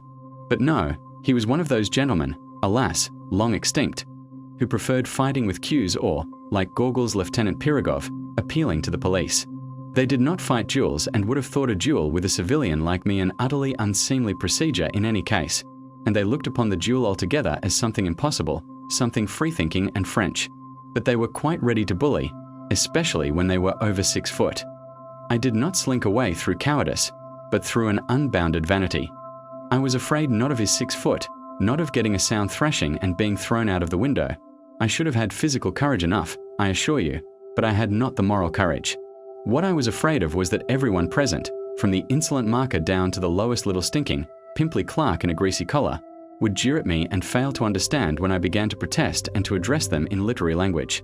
For of the point of honor, not of honor, but of the point of honor, point d'honneur, one cannot speak among us except in literary language. You can't allude to the point of honor in ordinary language. I was fully convinced, the sense of reality, in spite of all my romanticism, that they would all simply split their sides with laughter, and that the officer would not simply beat me, that is, without insulting me, but would certainly prod me in the back with his knee, kick me round the billiard table, and only then perhaps have pity and drop me out of the window. Of course, this trivial incident could not with me end in that. I often met that officer afterwards in the street and noticed him very carefully. I am not quite sure whether he recognized me. I imagine not. I judge from certain signs. But I stared at him with spite and hatred, and so it went on, for several years. My resentment grew even deeper with years. At first, I began making stealthy inquiries about this officer. It was difficult for me to do so, for I knew no one. But one day, I heard someone shout his surname in the street as I was following him at a distance, as though I were tied to him, and so I learned his surname. Another time, I followed him to his flat, and for 10 kopecks learned from the porter where he lived, on which story, whether he lived alone or with others, and so on. In fact, everything one could learn from a porter. One morning, though I had never tried my hand with a pen, it suddenly occurred to me to write a satire on this officer in the form of a novel which would unmask his villainy. I wrote the novel with relish. I did unmask his villainy. I even exaggerated it. At first I so altered his surname that it could easily be recognized, but on second thoughts I changed it and sent the story to the Otechestvenia Zapiski. But at that time such attacks were not the fashion and my story was not printed. That was a great vexation to me. Sometimes I was positively choked with resentment. At last I determined to challenge my enemy to a duel. I composed a splendid, charming letter to him, imploring him to apologize to me, and hinting rather plainly at a duel in case of refusal. The letter was so composed that if the officer had had the least understanding of the sublime and the beautiful, he would certainly have flung himself on my neck and have offered me his friendship. And how fine that would have been! How we should have got on together! He could have shielded me with his higher rank, while I could have improved his mind with my culture, and, well, my ideas, and all sorts of things might have happened. Only fancy, this was 2 years after his insult to me, and my challenge would have been a ridiculous anachronism, in spite of all the ingenuity of my letter in disguising and explaining away the anachronism. But, Thank God, to this day I thank the Almighty with tears in my eyes, I did not send the letter to him. Cold shivers run down my back when I think of what might have happened if I had sent it. And all at once I revenge myself in the simplest way, by a stroke of genius. A brilliant thought suddenly dawned upon me. Sometimes on holidays I used to stroll along the sunny side of the Nevsky about 4 o'clock in the afternoon. Though it was hardly a stroll so much as a series of innumerable miseries, humiliations, and resentments. But no doubt that was just what I wanted. I used to wriggle along in a most unseemly fashion, like an eel, continually moving aside to make way for generals, for officers of the guards and the hussars, or for ladies. At such minutes there used to be a convulsive twinge at my heart, and I used to feel hot all down my back at the mere thought of the wretchedness of my attire, of the wretchedness and abjectness of my little scurrying figure. This was a regular martyrdom, a continual, intolerable humiliation at the thought, which passed into an incessant and direct sensation, that I was a mere fly in the eyes of all this world, a nasty, disgusting fly, more intelligent, more highly developed, more refined in feeling than any of them, of course, but a fly that was continually making way for everyone, insulted and injured by everyone. Why I inflicted this torture upon myself, why I went to the Nevsky, I don't know. I felt simply drawn there at every possible opportunity. Already then I began to experience a rush of the enjoyment of which I spoke in the first chapter. After my affair with the officer I felt even more drawn there than before. It was on the Nevsky that I met him most frequently, there I could admire him. He, too, went there chiefly on holidays, he, too, turned out of his path for generals and persons of high rank, and he too, wriggled between them like an eel. But people, like me, or even better dressed than me, he simply walked over. He made straight for them as though there was nothing but empty space before him, and never, under any circumstances, turned aside. I gloated over my resentment watching him and always resentfully made way for him. It exasperated me that even in the street I could not be on an even footing with him. Why must you invariably be the first to move aside? I kept asking myself in hysterical rage, waking up sometimes at 3 o'clock in the morning. Why is it you and not he? There's no regulation about it. There's no written law. Let the making way be equal as it usually is when refined people meet. He moves halfway and you move halfway. You pass with mutual respect. But that never happened, and I always moved aside, while he did not even notice my making way for him. And lo and behold, a bright idea dawned upon me. What, I thought, if I meet him and don't move on one side? What if I don't move aside on purpose, even if I knock up against him? How would that be? This audacious idea took such a hold on me that it gave me no peace. I was dreaming of it continually, horribly, and I purposely went more frequently to the Nevsky in order to picture more vividly how I should do it when I did do it. I was delighted. This intention seemed to me more and more practical and possible. Of course I shall not really push him, I thought, already more good-natured in my joy. I will simply not turn aside, will run up against him, not very violently, but just shouldering each other, just as much as decency permits. I will push against him just as much as he pushes against me. At last I made up my mind completely, but my preparations took a great deal of time. To begin with, when I carried out my plan, I should need to be looking rather more decent, and so I had to think of my get-up. In case of emergency, if, for instance, there were any sort of public scandal, and the public there is of the most recherché, the Countess walks there, Prince D walks there, all the literary world is there, I must be well dressed, that inspires respect and of itself puts us on an equal footing in the eyes of the society. With this object I asked for some of my salary in advance, and bought at Churkin's a pair of black gloves and a decent hat. Black gloves seemed to me both more dignified and bon ton than the lemon-coloured ones which I had contemplated at first. The colour is too gaudy, it looks as though one were trying to be conspicuous, and I did not take the lemon-coloured ones. I had got ready long beforehand a good shirt, with white bone studs. My overcoat was the only thing that held me back. The coat in itself was a very good one, it kept me warm, but it was wadded and it had a raccoon collar which was the height of vulgarity. I had to change the collar at any sacrifice, and to have a beaver one like an officer's. For this purpose I began visiting the Gostiny Dvor, and after several attempts I pitched upon a piece of cheap German beaver. Though these German beavers soon grow shabby and look wretched, yet at first they look exceedingly well, and I only needed it for the occasion. I asked the price. Even so, it was too expensive. After thinking it over thoroughly, I decided to sell my raccoon collar. The rest of the money, a considerable sum for me, I decided to borrow from Anton Antonich Syatochkin, my immediate superior, an unassuming person, though grave and judicious. He never lent money to anyone, but I had, on entering the service, been specially recommended to him by an important personage who had got me my berth. I was horribly worried. To borrow from Anton Antonitch seemed to me monstrous and shameful. I did not sleep for 2 or 3 nights. Indeed, I did not sleep well at that time. I was in a fever.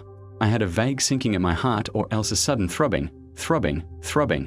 Anton Antonitch was surprised at first, then he frowned, then he reflected, and did after all lend me the money, receiving from me a written authorization to take from my salary a fortnight later the sum that he had lent me. In this way, everything was at last ready. The handsome beaver replaced the mean-looking raccoon, and I began by degrees to get to work. It would never have done to act offhand, at random. The plan had to be carried out skillfully, by degrees. But I must confess that after many efforts I began to despair. We simply could not run into each other. I made every preparation. I was quite determined. It seemed as though we should run into one another directly. And before I knew what I was doing, I had stepped aside for him again, and he had passed without noticing me. I even prayed as I approached him that God would grant me determination. One time I had made up my mind thoroughly, but it ended in my stumbling and falling at his feet because at the very last instant when I was 6 inches from him my courage failed me. He very calmly stepped over me, while I flew on one side like a ball. That night I was ill again, feverish and delirious. And suddenly it ended most happily. The night before I had made up my mind not to carry out my fatal plan and to abandon it all. And with that object I went to the Nevsky for the last time, just to see how I would abandon it all. Suddenly, 3 paces from my enemy, I unexpectedly made up my mind. I closed my eyes, and we ran full tilt, shoulder to shoulder, against one another. I did not budge an inch and passed him on a perfectly equal footing. He did not even look round and pretended not to notice it, but he was only pretending. I am convinced of that. I am convinced of that to this day. Of course, I got the worst of it. He was stronger, but that was not the point. The point was that I had attained my object. I had kept up my dignity. I had not yielded a step, and had put myself publicly on an equal social footing with him. I returned home feeling that I was fully avenged for everything. I was delighted. I was triumphant and sang Italian arias. Of course, I will not describe to you what happened to me 3 days later.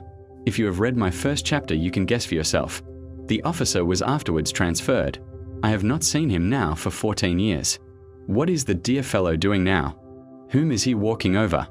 2. But the period of my dissipation would end, and I always felt very sick afterwards. It was followed by remorse. I tried to drive it away. I felt too sick. By degrees, however, I grew used to that too. I grew used to everything, or rather I voluntarily resigned myself to enduring it. But I had a means of escape that reconciled everything. That was to find refuge in the sublime and the beautiful, in dreams, of course. I was a terrible dreamer.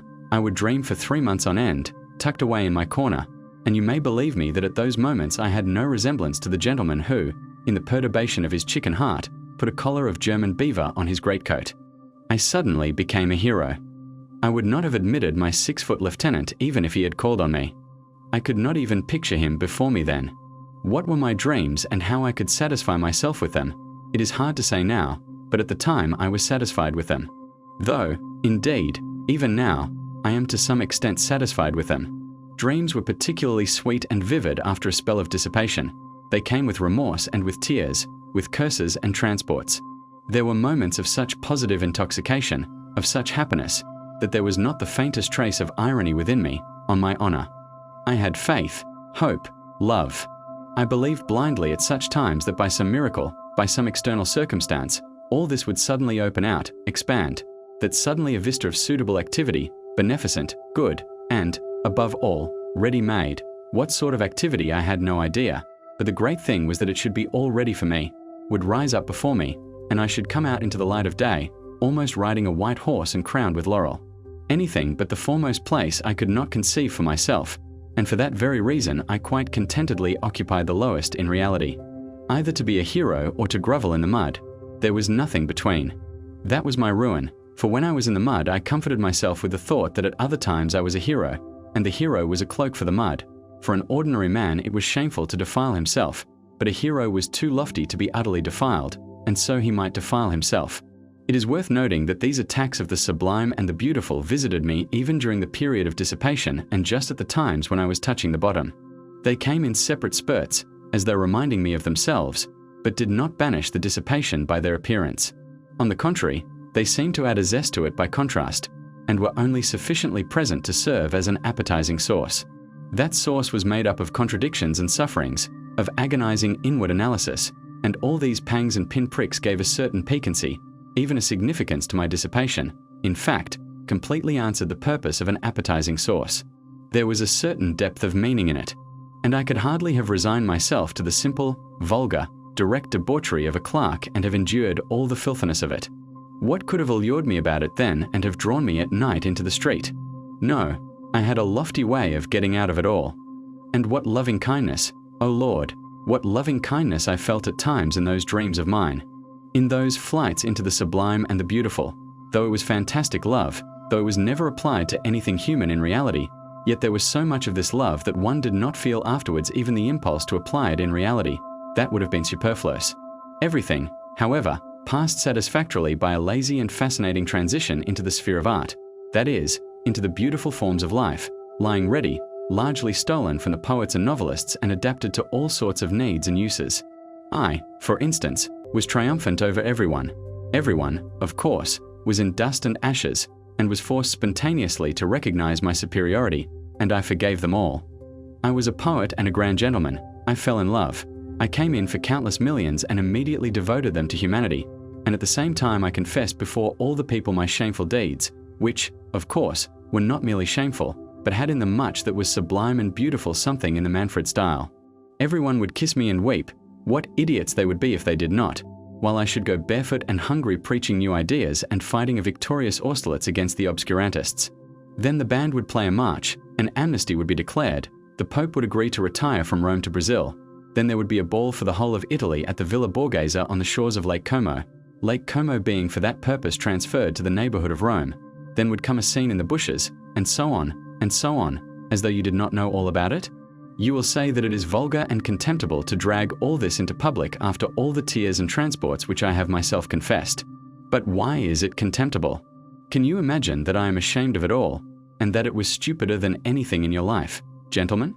And I can assure you that some of these fancies were by no means badly composed. It did not all happen on the shores of Lake Como. And yet you are right, it really is vulgar and contemptible. And most contemptible of all it is that now I am attempting to justify myself to you. And even more contemptible than that is my making this remark now. But that's enough, or there will be no end to it. Each step will be more contemptible than the last. I could never stand more than 3 months of dreaming at a time without feeling an irresistible desire to plunge into society. To plunge into society meant to visit my superior at the office, Anton Antonich Sayatochkin. He was the only permanent acquaintance I have had in my life, and I wonder at the fact myself now. But I only went to see him when that phase came over me, and when my dreams had reached such a point of bliss that it became essential at once to embrace my fellows and all mankind.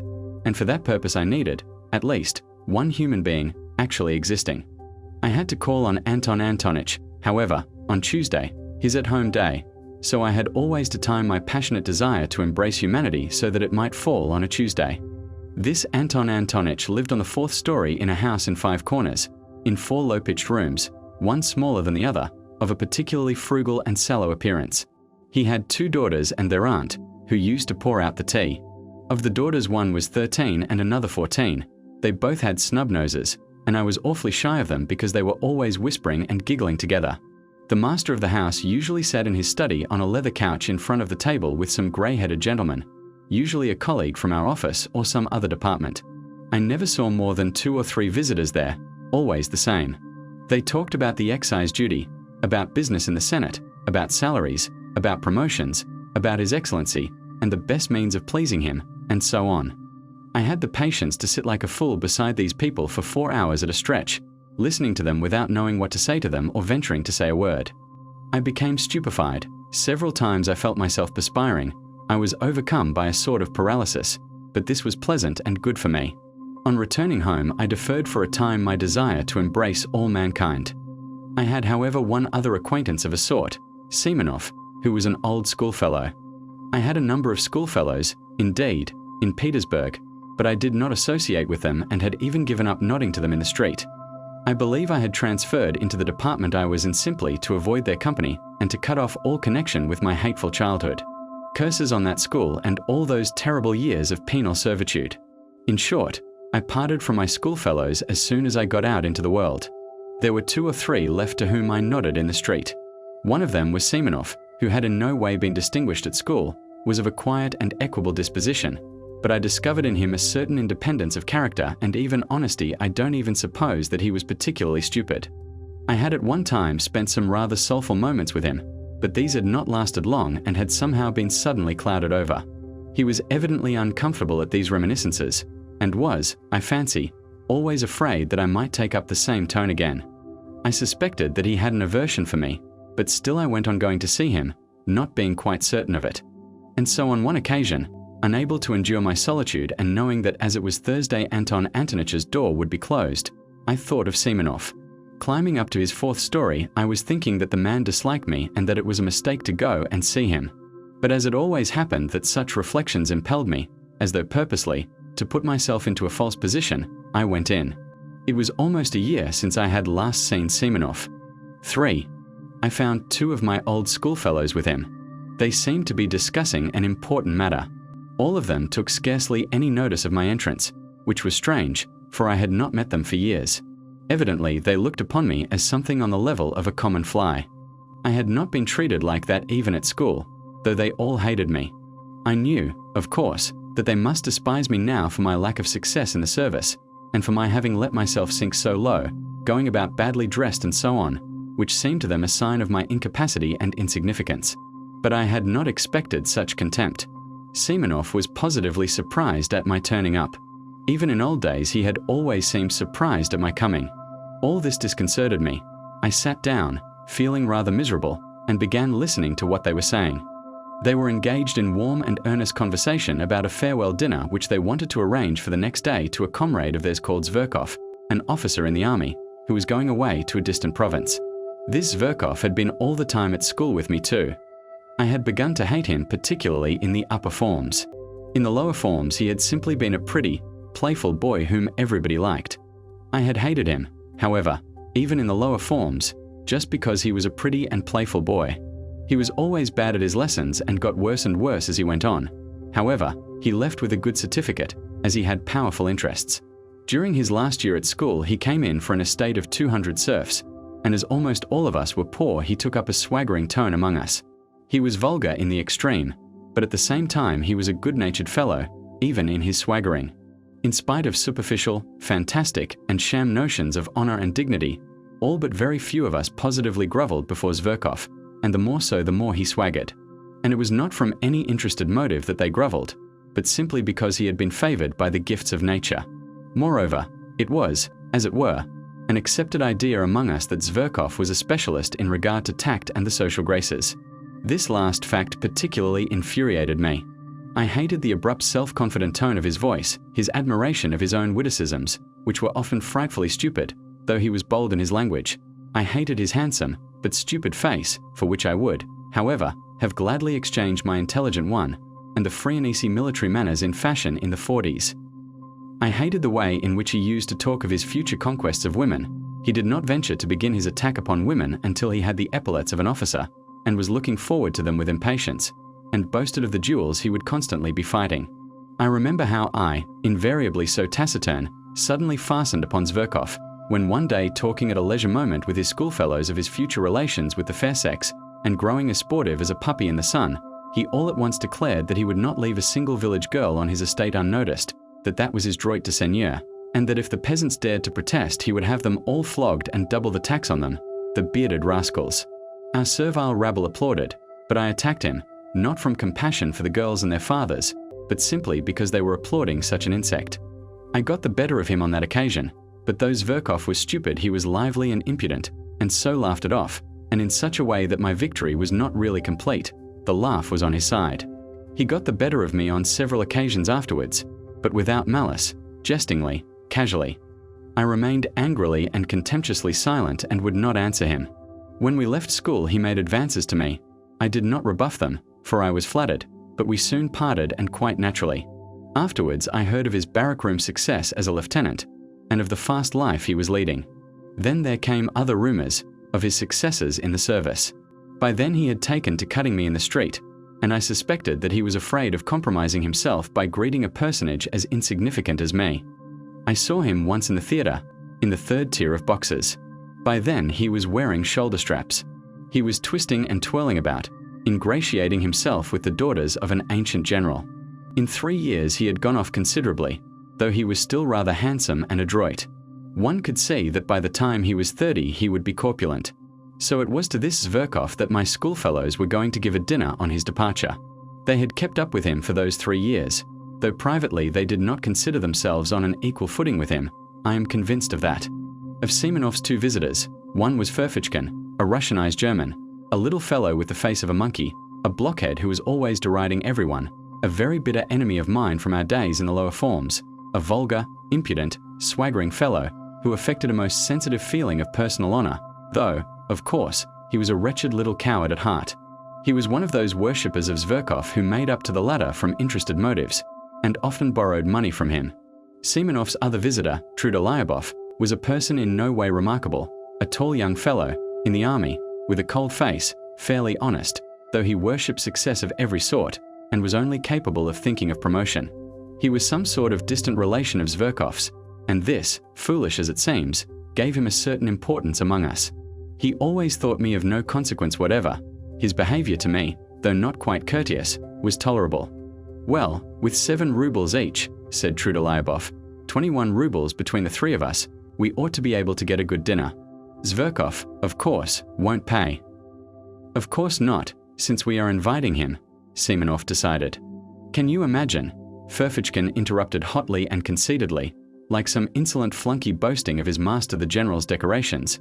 Can you imagine that Zverkov will let us pay alone? He will accept from delicacy, but he will order 6 bottles of champagne. Do we want 6 for the 4 of us? Observed Trudolyubov, taking notice only of the 6.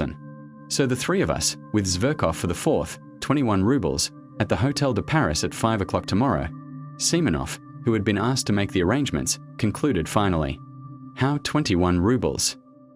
I asked in some agitation, with a show of being offended. If you count me, it will not be 21, but 28 rubles. It seemed to me that to invite myself so suddenly and unexpectedly would be positively graceful, and that they would all be conquered at once and would look at me with respect.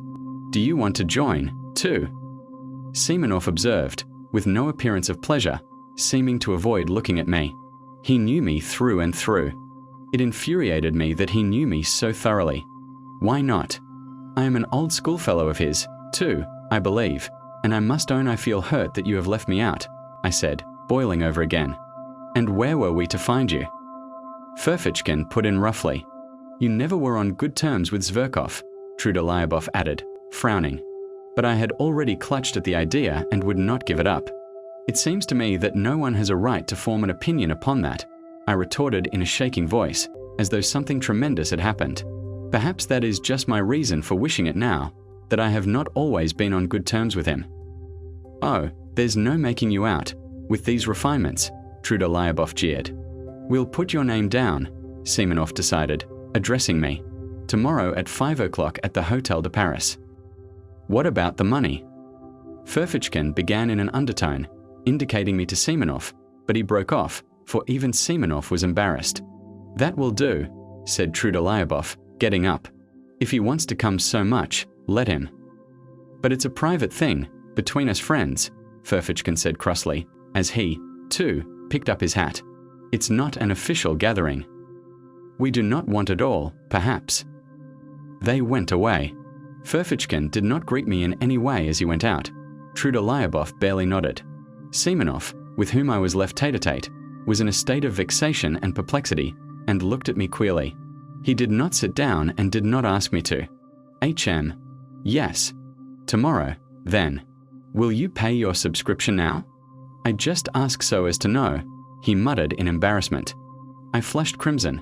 As I did so I remembered that I had owed Semenov 15 rubles for ages, which I had, indeed, never forgotten, though I had not paid it. You will understand, Semenov, that I could have no idea when I came here. I am very much vexed that I have forgotten, All right, that doesn't matter. You can pay tomorrow after the dinner. I simply wanted to know. Please don't. He broke off and began pacing the room, still more vexed. As he walked, he began to stamp with his heels. Am I keeping you? I asked, after 2 minutes of silence. Oh, he said, starting. That is, to be truthful, yes. I have to go and see someone, not far from here, he added in an apologetic voice, somewhat abashed. My goodness, why didn't you say so? I cried, seizing my cap, with an astonishingly free and easy air, which was the last thing I should have expected of myself. It's close by, not 2 paces away, Simonov repeated, accompanying me to the front door with a fussy air which did not suit him at all. So 5 o'clock, punctually, tomorrow, he called down the stairs after me. He was very glad to get rid of me. I was in a fury. What possessed me? What possessed me to force myself upon them? I wondered, grinding my teeth as I strode along the street. For a scoundrel, a pig like that Zverkov. Of course I had better not go. Of course, I must just snap my fingers at them. I am not bound in any way. I'll send Simonov a note by tomorrow's post. But what made me furious was that I knew for certain that I should go, that I should make a point of going, and the more tactless, the more unseemly my going would be, the more certainly I would go. And there was a positive obstacle to my going. I had no money. All I had was 9 rubles. I had to give 7 of that to my servant, Apollon, for his monthly wages. That was all I paid him. He had to keep himself. Not to pay him was impossible, considering his character. But I will talk about that fellow, about that plague of mine, another time. However, I knew I should go and should not pay him his wages. That night I had the most hideous dreams. No wonder. All the evening I had been oppressed by memories of my miserable days at school, and I could not shake them off. I was sent to the school by distant relations, upon whom I was dependent and of whom I have heard nothing since.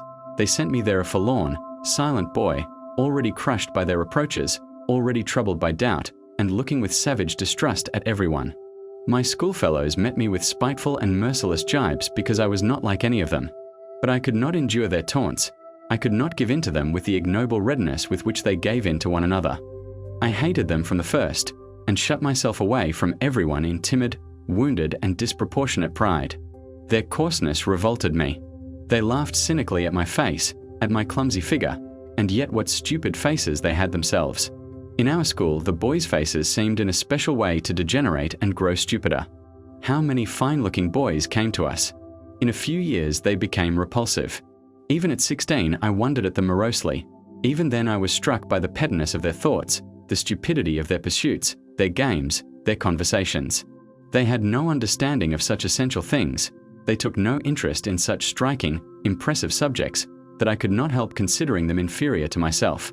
It was not wounded vanity that drove me to it, and for God's sake do not thrust upon me your hackneyed remarks, repeated to nausea, that I was only a dreamer, while they even then had an understanding of life. They understood nothing, they had no idea of real life, and I swear that that was what made me most indignant with them. On the contrary, the most obvious, striking reality they accepted with fantastic stupidity, and even at that time were accustomed to respect success. Everything that was just, but oppressed and looked down upon, they laughed at heartlessly and shamefully. They took rank for intelligence. Even at 16, they were already talking about a snug berth. Of course, a great deal of it was due to their stupidity, to the bad examples with which they had always been surrounded in their childhood and boyhood. They were monstrously depraved. Of course, a great deal of that, too, was superficial and an assumption of cynicism. Of course, there were glimpses of youth and freshness even in their depravity, but even that freshness was not attractive, and showed itself in a certain rakishness. I hated them horribly, though perhaps I was worse than any of them. They repaid me in the same way, and did not conceal their aversion for me. But by then I did not desire their affection. On the contrary, I continually longed for their humiliation. To escape from their derision, I purposely began to make all the progress I could with my studies and force my way to the very top. This impressed them. Moreover, they all began by degrees to grasp that I had already read books none of them could read, and understood things, not forming part of our school curriculum, of which they had not even heard. They took a savage and sarcastic view of it, but were morally impressed, especially as the teachers began to notice me on those grounds. The mockery ceased, but the hostility remained, and cold and strained relations became permanent between us. In the end, I could not put up with it, with years a craving for society, for friends, developed in me. I attempted to get on friendly terms with some of my schoolfellows, but somehow or other my intimacy with them was always strained and soon ended of itself. Once, indeed, I did have a friend, but I was already a tyrant at heart. I wanted to exercise unbounded sway over him. I tried to instill into him a contempt for his surroundings. I required of him a disdainful and complete break with those surroundings. I frightened him with my passionate affection. I reduced him to tears, to hysterics. He was a simple and devoted soul, but when he devoted himself to me entirely, I began to hate him immediately and repulsed him, as though all I needed him for was to win a victory over him, to subjugate him and nothing else. But I could not subjugate all of them. My friend was not at all like them either. He was, in fact, a rare exception. The first thing I did on leaving school was to give up the special job for which I had been destined so as to break all ties, to curse my past and shake the dust from off my feet. And goodness knows why, after all that, I should go trudging off to Semenov's. Early next morning, I roused myself and jumped out of bed with excitement, as though it were all about to happen at once.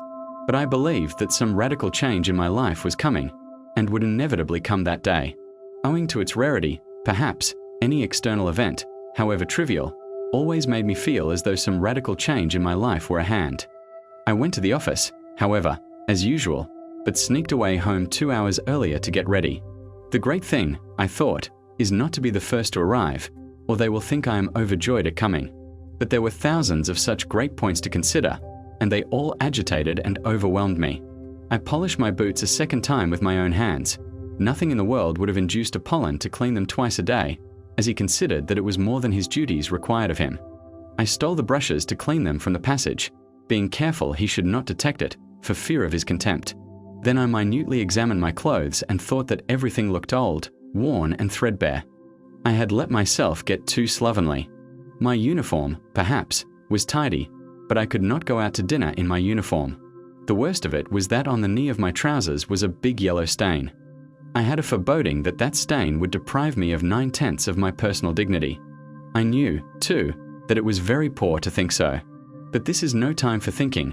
Now I am in for the real thing, I thought, and my heart sank. I knew, too, perfectly well even then, that I was monstrously exaggerating the facts. But how could I help it? I could not control myself and was already shaking with fever. With despair, I pictured to myself how coldly and disdainfully that scoundrel Zverkov would meet me, with what dull-witted, invincible contempt the blockhead Truda Lyubov would look at me, with what impudent rudeness the insect Furfichkin would snigger at me in order to curry favor with Zverkov, how completely Semenov would take it all in, and how he would despise me for the abjectness of my vanity and lack of spirit, and, worst of all, how paltry, unliterary, commonplace it would all be. Of course, the best thing would be not to go at all. But that was most impossible of all. If I feel impelled to do anything, I seem to be pitchforked into it. I should have jeered at myself ever afterwards. So you funked it, you funked it, you funked the real thing.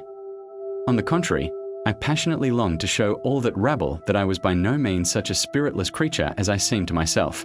What is more, even in the acutest paroxysm of this cowardly fever, I dreamed of getting the upper hand, of dominating them, carrying them away, making them like me, if only for my elevation of thought and unmistakable wit. They would abandon Zverkov. He would sit on one side, silent and ashamed, while I should crush him. Then, perhaps, we would be reconciled and drink to our everlasting friendship. But what was most bitter and humiliating for me was that I knew even then, knew fully and for certain, that I needed nothing of all this really, that I did not really want to crush, to subdue, to attract them, and that I did not care a straw really for the result, even if I did achieve it. Oh, how I prayed for the day to pass quickly. In unutterable anguish, I went to the window, opened the movable pane and looked out into the troubled darkness of the thickly falling wet snow. At last my wretched little clock hissed out 5. I seized my hat and, trying not to look at Apollon, who had been all day expecting his month's wages, but in his foolishness was unwilling to be the first to speak about it, I slipped between him and the door and, jumping into a high-class sledge, on which I spent my last half-ruble, I drove up in grand style to the Hotel de Paris. 4. I had been certain the day before that I should be the first to arrive. But it was not a question of being the first to arrive. Not only were they not there, but I had difficulty in finding our room. The table was not laid even. What did it mean? After a good many questions, I elicited from the waiters that the dinner had been ordered not for 5, but for 6 o'clock. This was confirmed at the buffet too. I felt really ashamed to go on questioning them. It was only 25 minutes past 5. If they changed the dinner hour, they ought at least to have let me know. That is what the post is for, and not to have put me in an absurd position in my own eyes and even before the waiters. I sat down. The servant began laying the table. I felt even more humiliated when he was present. Towards 6 o'clock they brought in candles, though there were lamps burning in the room. It had not occurred to the waiter, however, to bring them in at once when I arrived. In the next room, 2 gloomy, angry-looking persons were eating their dinners in silence at 2 different tables. There was a great deal of noise, even shouting, in a room further away. One could hear the laughter of a crowd of people and nasty little shrieks in French. There were ladies at the dinner. It was sickening, in fact. I rarely passed more unpleasant moments, so much so that when they did arrive all together punctually at 6, I was overjoyed to see them, as though they were my deliverers, and even forgot that it was incumbent upon me to show resentment. Zverkov walked in at the head of them. Evidently, he was the leading spirit. He and all of them were laughing, but, seeing me, Zverkov drew himself up a little, walked up to me deliberately with a slight, rather jaunty bend from the waist. He shook hands with me in a friendly, but not over-friendly, fashion, with a sort of circumspect courtesy like that of a general, as though in giving me his hand he were warding off something. I had imagined, on the contrary, that on coming in he would at once break into his habitual thin, shrill laugh and fall to making his insipid jokes and witticisms. I had been preparing for them ever since the previous day, but I had not expected such condescension, such high official courtesy. So, then, he felt himself ineffably superior to me in every respect. If he only meant to insult me by that high official tone, it would not matter, I thought. I could pay him back for it one way or another. But what if, in reality, without the least desire to be offensive, that Sheepshead had a notion in earnest that he was superior to me and could only look at me in a patronizing way? The very supposition made me gasp. "I was surprised to hear of your desire to join us," he began, lisping and drawling, which was something new. "You and I seem to have seen nothing of one another. You fight shy of us. You shouldn't. We are not such terrible people as you think. Well, anyway, I am glad to renew our acquaintance." And he turned carelessly to put down his hat on the window. "Have you been waiting long?" Trudolyubov inquired. "I arrived at 5 o'clock as you told me yesterday," I answered aloud, with an irritability that threatened an explosion. "Didn't you let him know that we had changed the hour?" said Trudolyubov to Simonov. "No, I didn't. I forgot," the latter replied, with no sign of regret, and without even apologizing to me he went off to order the hors d'oeuvre. "So you've been here a whole hour? Oh, poor fellow." Zverkov cried ironically, for to his notions this was bound to be extremely funny. That rascal Ferfitchkin followed with his nasty little snigger like a puppy yapping. My position struck him, too, as exquisitely ludicrous and embarrassing. "It isn't funny at all," I cried to Ferfitchkin, more and more irritated. It wasn't my fault, but other people's. They neglected to let me know. It was simply absurd. "It's not only absurd, but something else as well," muttered Trudolyubov, naively taking my part. "You are not hard enough upon it. It was simply rudeness, unintentional, of course. And how could Simonov, H.M. "If a trick like that had been played on me," observed Ferfitchkin, "I should." "But you should have ordered something for yourself," Zverkov interrupted, "or simply asked for dinner without waiting for us." "You will allow that I might have done that without your permission," I rapped out. "If I waited, it was." "Let us sit down, gentlemen," cried Simonov, coming in. "Everything is ready. I can answer for the champagne. It is capitally frozen. You see, I did not know your address. Where was I to look for you?" He suddenly turned to me, but again he seemed to avoid looking at me.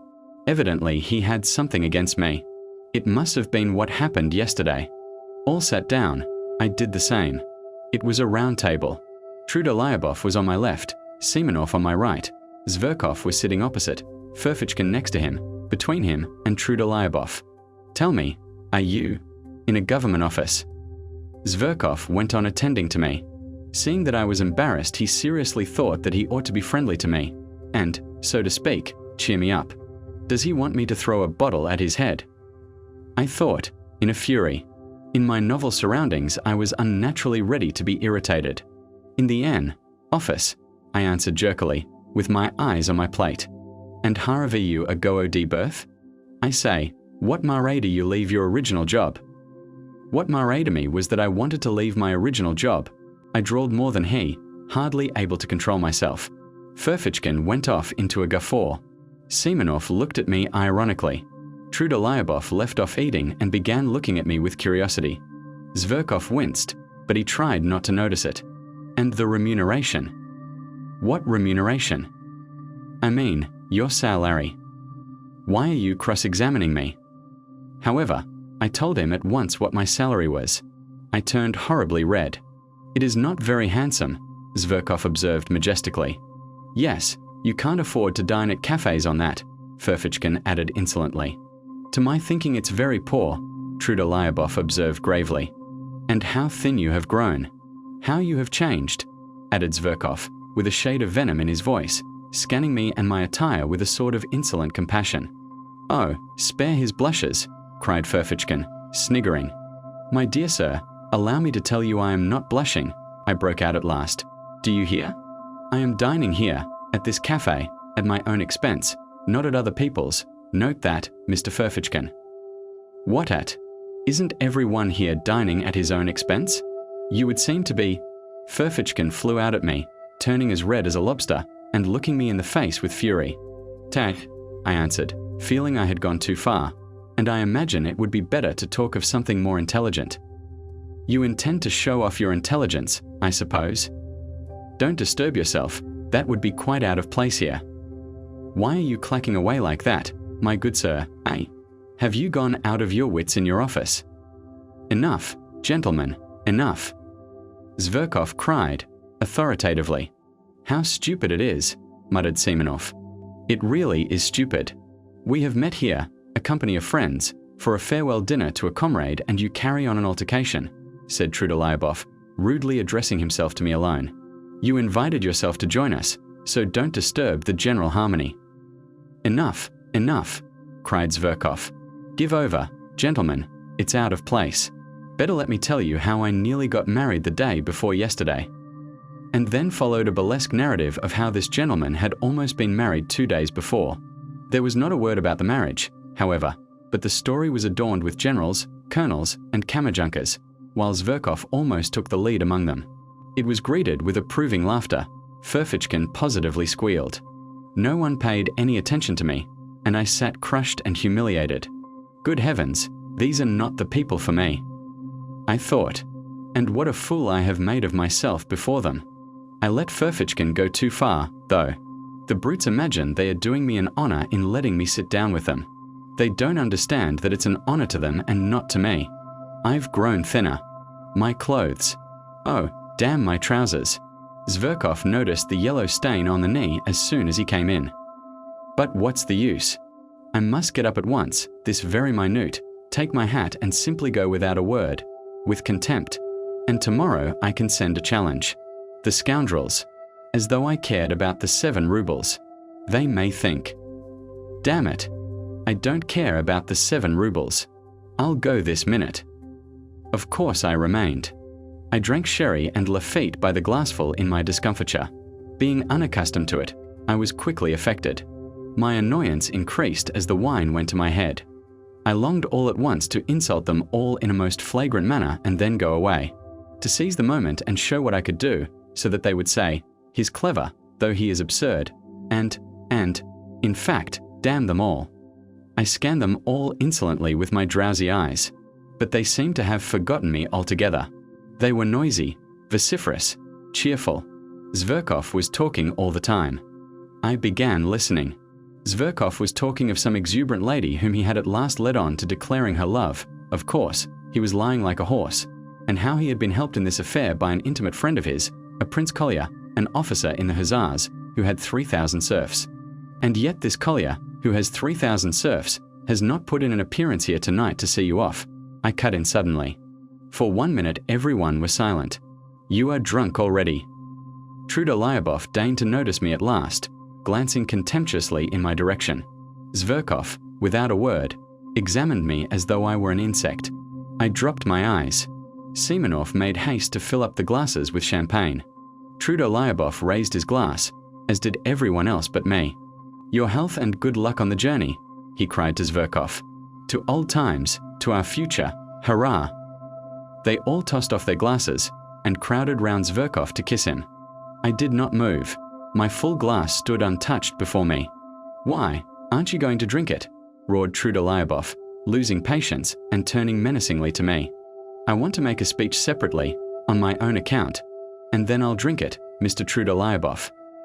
"Spiteful brute," muttered Simonov. I drew myself up in my chair and feverishly seized my glass, prepared for something extraordinary, though I did not know myself precisely what I was going to say. "Silence," cried Ferfitchkin. "Now for a display of wit." Zverkov waited very gravely, knowing what was coming. "Mr. Lieutenant Zverkov," I began, "let me tell you that I hate phrases, phrasemongers, and men in corsets. That's the first point, and there is a second one to follow it." There was a general stir. "The second point is, I hate ribaldry and ribald talkers, especially ribald talkers. The third point, I love justice, truth, and honesty." I went on almost mechanically, for I was beginning to shiver with horror myself and had no idea how I came to be talking like this. "I love thought, Monsieur Zverkov. I love true comradeship, on an equal footing and not Hashem. I love. But, however, why not? I will drink your health, too, Mr. Zverkov. Seduce the Circassian girls, shoot the enemies of the fatherland and, to your health, Monsieur Zverkov." Zverkov got up from his seat, bowed to me and said, "I am very much obliged to you." He was frightfully offended and turned pale. "Damn the fellow," roared Trudolyubov, bringing his fist down on the table. "Well, he wants a punch in the face for that," squealed Ferfitchkin. "We ought to turn him out," muttered Simonov. "Not a word, gentlemen, not a movement," cried Zverkov solemnly, checking the general indignation. "I thank you all, but I can show him for myself how much value I attach to his words. Mr. Ferfitchkin, you will give me satisfaction tomorrow for your words just now," I said aloud, turning with dignity to Ferfitchkin. "A duel, you mean?" "Certainly," he answered. But probably I was so ridiculous as I challenged him, and it was so out of keeping with my appearance that everyone, including Ferfitchkin, was prostrate with laughter. "Yes, let him alone, of course. He is quite drunk," Trudolyubov said with disgust. "I shall never forgive myself for letting him join us," Simonov muttered again. "Now is the time to throw a bottle at their heads," I thought to myself. I picked up the bottle and filled my glass. "No, I'd better sit on to the end," I went on thinking. "You would be pleased, my friends, if I went away. Nothing will induce me to go. I'll go on sitting here and drinking to the end, on purpose, as a sign that I don't think you of the slightest consequence. I will go on sitting and drinking, because this is a public house and I paid my entrance money. I'll sit here and drink, for I look upon you as so many pawns, as inanimate pawns. I'll sit here and drink, and sing if I want to, yes, sing, for I have the right to sing. Hashem." But I did not sing. I simply tried not to look at any of them. I assumed most unconcerned attitudes and waited with impatience for them to speak first. But alas, they did not address me. And oh, how I wished at that moment to be reconciled to them. It struck 8, at last 9. They moved from the table to the sofa. Zverkov stretched himself on a lounge and put one foot on a round table. Wine was brought there. He did, as a fact, order 3 bottles on his own account. I, of course, was not invited to join them. They all sat round him on the sofa. They listened to him, almost with reverence. It was evident that they were fond of him. What for? What for? I wondered. From time to time, they were moved to drunken enthusiasm and kissed each other. They talked of the Caucasus, of the nature of true passion, of snug berths in the service, of the income of an hussar called Podozhevsky, whom none of them knew personally, and rejoiced in the largeness of it, of the extraordinary grace and beauty of a Princess D, whom none of them had ever seen. Then it came to Shakespeare's being immortal. I smiled contemptuously and walked up and down the other side of the room, opposite the sofa, from the table to the stove and back again. I tried my very utmost to show them that I could do without them, and yet I purposely made a noise with my boots, thumping with my heels. But it was all in vain. They paid no attention. I had the patience to walk up and down in front of them from 8 o'clock till 11, in the same place, from the table to the stove and back again. I walk up and down to please myself and no one can prevent me. The waiter who came into the room stopped, from time to time, to look at me. I was somewhat giddy from turning round so often. At moments it seemed to me that I was in delirium. During those 3 hours I was 3 times soaked with sweat and dry again. At times, with an intense, acute pang, I was stabbed to the heart by the thought that 10 years, 20 years, 40 years would pass, and that even in 40 years I would remember with loathing and humiliation those filthiest, most ludicrous, and most awful moments of my life. No one could have gone out of his way to degrade himself more shamelessly, and I fully realized it, fully, and yet I went on pacing up and down from the table to the stove. Oh, if you only knew what thoughts and feelings I am capable of, how cultured I am. I thought at moments, mentally addressing the sofa on which my enemies were sitting. But my enemies behaved as though I were not in the room. Once, only once, they turned towards me, just when Zverkov was talking about Shakespeare, and I suddenly gave a contemptuous laugh. I laughed in such an affected and disgusting way that they all at once broke off their conversation, and silently and gravely for 2 minutes watched me walking up and down from the table to the stove, taking no notice of them. But nothing came of it. They said nothing, and 2 minutes later they ceased to notice me again. It struck 11. "Friends," cried Zverkov, getting up from the sofa, "let us all be off now, there." Of course," the others assented. I turned sharply to Zverkov. I was so harassed, so exhausted, that I would have cut my throat to put an end to it. I was in a fever. My hair, soaked with perspiration, stuck to my forehead and temples. "Zverkov, I beg your pardon," I said abruptly and resolutely. "Ferfitchkin, yours too, and everyone's. I have insulted you all." "Aha, a duel is not in your line, old man," Ferfitchkin hissed venomously. It sent a sharp pang to my heart. "No, it's not the duel I am afraid of, Ferfitchkin. I am ready to fight you tomorrow, after we are reconciled. I insist upon it, in fact, and you cannot refuse. I want to show you that I am not afraid of a duel. You shall fire first and I shall fire into the air." "He is comforting himself," said Simonov. "He's simply raving," said Trudolyubov. "But let us pass. Why are you barring our way? What do you want?" Zverkov answered disdainfully. They were all flushed, their eyes were bright, they had been drinking heavily. "I ask for your friendship, Zverkov. I insulted you, but..." "Insulted? You insulted me? Understand, sir, that you never, under any circumstances, could possibly insult me." "Olympia is mine, friends, that's agreed," cried Zverkov. "We won't dispute your right, the others answered, laughing. I stood as though spat upon. The party went noisily out of the room. Trudolyubov struck up some stupid song. Simonov remained behind for a moment to tip the waiters. I suddenly went up to him. "Simonov, give me 6 rubles. I said, with desperate resolution. He looked at me in extreme amazement, with vacant eyes. He, too, was drunk. "You don't mean you are coming with us?" "Yes." "I've no money," he snapped out, and with a scornful laugh he went out of the room. I clutched at his overcoat. It was a nightmare. "Simonov, I saw you had money. Why do you refuse me? Am I a scoundrel? Beware of refusing me. If you knew why I am asking. My whole future, my whole plans depend upon it." Simonov pulled out the money and almost flung it at me. "Take it, if you have no sense of shame," he pronounced pitilessly, and ran to overtake them. I was left for a moment alone. Disorder, the remains of dinner, a broken wineglass on the floor, spilt wine, cigarette ends, fumes of drink and delirium in my brain, an agonizing misery in my heart, and finally the waiter, who had seen and heard all and was looking inquisitively into my face. "I am going there," I cried. "Either they shall all go down on their knees to beg for my friendship, or I will give Zverkov a slap in the face." So this is it at last, contact with real life, I muttered as I ran headlong downstairs. This is very different from the Pope's leaving Rome and going to Brazil, very different from the ball on Lake Como. "You are a scoundrel," a thought flashed through my mind. "If you laugh at this now." "No matter," I cried, answering myself. "Now everything is lost." There was no trace to be seen of them, but that made no difference. I knew where they had gone. At the steps was standing a solitary night sledge driver in a rough peasant coat, powdered over with the still falling, wet, and as it were warm, snow. It was hot and steamy.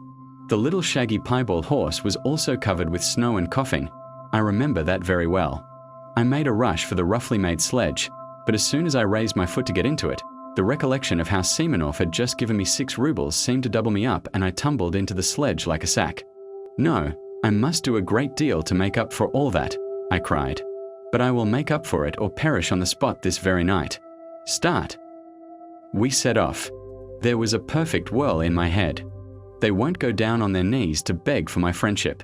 That is a mirage, cheap mirage, revolting, romantic and fantastical. That's another ball on Lake Como. And so I am bound to slap Zverkov's face. It is my duty to. And so it is settled. I am flying to give him a slap in the face. Hurry up. The driver tugged at the reins.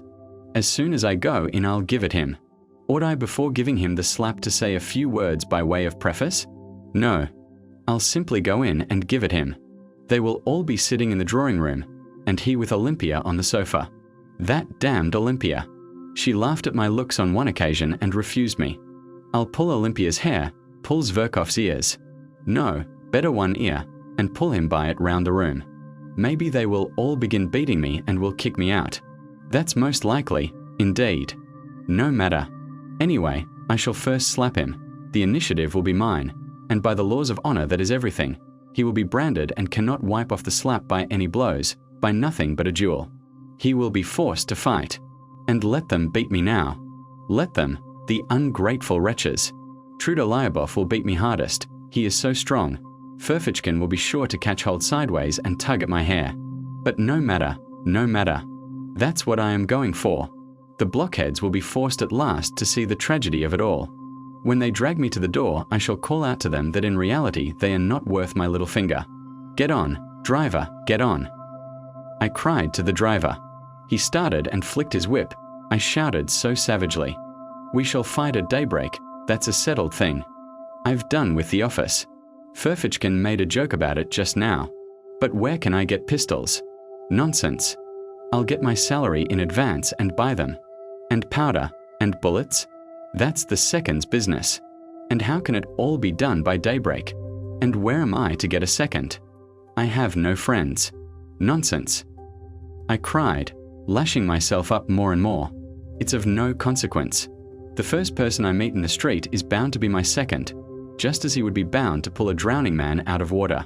The most eccentric things may happen. Even if I were to ask the director himself to be my second tomorrow, he would be bound to consent, if only from a feeling of chivalry, and to keep the secret. Anton Antonitch. The fact is that at that very minute the disgusting absurdity of my plan and the other side of the question was clearer and more vivid to my imagination than it could be to anyone on earth. But, get on, driver, get on, you rascal, get on. Sir, said the son of toil. Cold shivers suddenly ran down me. Wouldn't it be better to go straight home? My heart, my heart. Why did I invite myself to this dinner yesterday? But no, it's impossible. And my walking up and down for 3 hours from the table to the stove? No, they and no one else must pay for my walking up and down. They must wipe out this dishonor. Drive on. And what if they give me into custody? They won't dare. They'll be afraid of the scandal. And what if Zverkov is so contemptuous that he refuses to fight a duel? He is sure to, but in that case I'll show them. I will turn up at the posting station when he's setting off tomorrow. I'll catch him by the leg. I'll pull off his coat when he gets into the carriage. I'll get my teeth into his hand. I'll bite him. See what lengths you can drive a desperate man to. He may hit me on the head and they may belabor me from behind. I will shout to the assembled multitude, look at this young puppy who is driving off to captivate the Circassian girls after letting me spit in his face. Of course, after that everything will be over. The office will have vanished off the face of the earth. I shall be arrested. I shall be tried. I shall be dismissed from the service, thrown in prison, sent to Siberia. Never mind. In 15 years, when they let me out of prison, I will trudge off to him, a beggar, in rags. I shall find him in some provincial town. He will be married and happy. He will have a grown-up daughter. I shall say to him, look, monster, at my hollow cheeks and my rags. I've lost everything. My career, my happiness, art, science, the woman I loved, and all through you. Here are pistols. I have come to discharge my pistol and I forgive you. Then I shall fire into the air and he will hear nothing more of me. I was actually on the point of tears, though I knew perfectly well at that moment that all this was out of Pushkin's Silvio and Lermontov's masquerade. And all at once I felt horribly ashamed, so ashamed that I stopped the horse, got out of the sledge, and stood still in the snow in the middle of the street. The driver gazed at me, sighing and astonished. What was I to do? I could not go on there. It was evidently stupid, and I could not leave things as they were, because that would seem as though, heavens, how could I leave things? And after such insults? No. I cried, throwing myself into the sledge again. It is ordained. It is fate. Drive on, drive on. And in my impatience, I punched the sledge driver on the back of the neck. What are you up to? What are you hitting me for? The peasant shouted, but he whipped up his nag so that it began kicking. The wet snow was falling in big flakes. I unbuttoned myself, regardless of it. I forgot everything else, for I had finally decided on the slap, and felt with horror that it was going to happen now, at once, and that no force could stop it. The deserted street lamps gleamed sullenly in the snowy darkness like torches at a funeral. The snow drifted under my greatcoat, under my coat, under my cravat, and melted there. I did not wrap myself up. All was lost, anyway. At last we arrived. I jumped out, almost unconscious, ran up the steps and began knocking and kicking at the door. I felt fearfully weak, particularly in my legs and knees. The door was opened quickly as though they knew I was coming. As a fact, Simonov had warned them that perhaps another gentleman would arrive, and this was a place in which one had to give notice and to observe certain precautions. It was one of those millinery establishments which were abolished by the police a good time ago. By day, it really was a shop, but at night, if one had an introduction, one might visit it for other purposes. I walked rapidly through the dark shop into the familiar drawing room, where there was only one candle burning, and stood still in amazement. There was no one there. Where are they? I asked somebody, but by now, of course, they had separated. Before me was standing a person with a stupid smile, the madam herself, who had seen me before. A minute later a door opened and another person came in. Taking no notice of anything, I strode about the room, and, I believe, I talked to myself. I felt as though I had been saved from death and was conscious of this, joyfully, all over. I should have given that slap. I should certainly have given it. But now they were not here and everything had vanished and changed. I looked round. I could not realize my condition yet. I looked mechanically at the girl who had come in and had a glimpse of a fresh, young, rather pale face with straight, dark eyebrows and with grave, as it were wondering, eyes that attracted me at once. I should have hated her if she had been smiling. I began looking at her more intently and, as it were, with effort. I had not fully collected my thoughts. There was something simple and good-natured in her face, but something strangely grave. I am sure that this stood in her way here, and no one of those fools had noticed her. She could not, however, have been called a beauty, though she was tall, strong-looking, and well-built. She was very simply dressed. Something loathsome stirred within me. I went straight up to her. I chanced to look into the glass. My harassed face struck me as revolting in the extreme, pale, angry, abject, with disheveled hair.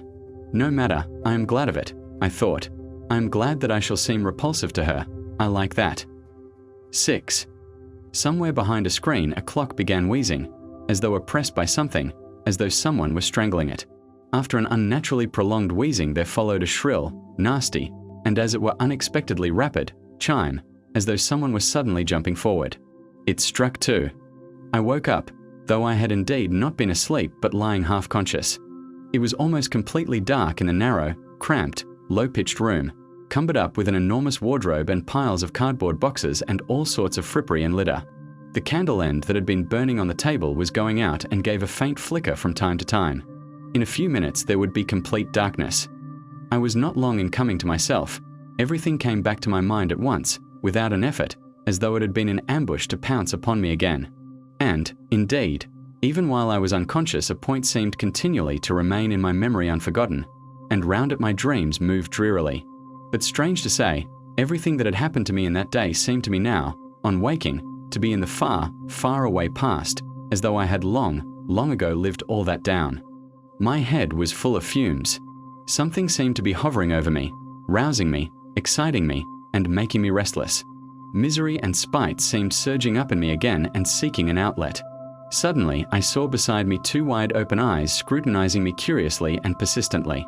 The look in those eyes was coldly detached, sullen, as it were utterly remote. It weighed upon me. A grim idea came into my brain and passed all over my body, as a horrible sensation, such as one feels when one goes into a damp and moldy cellar.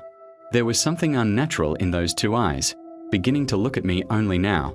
I recalled, too, that during those 2 hours I had not said a single word to this creature, and had, in fact, considered it utterly superfluous. In fact, the silence had for some reason gratified me. Now I suddenly realized vividly the hideous idea, revolting as a spider, of vice, which, without love, grossly and shamelessly begins with that in which true love finds its consummation. For a long time we gazed at each other like that, but she did not drop her eyes before mine and her expression did not change, so that at last I felt uncomfortable. "What is your name?" I asked abruptly, to put an end to it. "Lisa," she answered almost in a whisper, but somehow far from graciously, and she turned her eyes away. I was silent. "What weather? The snow, it's disgusting," I said, almost to myself, putting my arm under my head despondently and gazing at the ceiling. She made no answer. This was horrible. "Have you always lived in Petersburg?" I asked a minute later, almost angrily, turning my head slightly towards her. "No. Where do you come from?" "From Riga," she answered reluctantly. "Are you a German?" "No, Russian." "Have you been here long?" "Where?" "In this house." "A fortnight." She spoke more and more jerkily. The candle went out. I could no longer distinguish her face. "Have you a father and mother?" "Yes." "No. I have."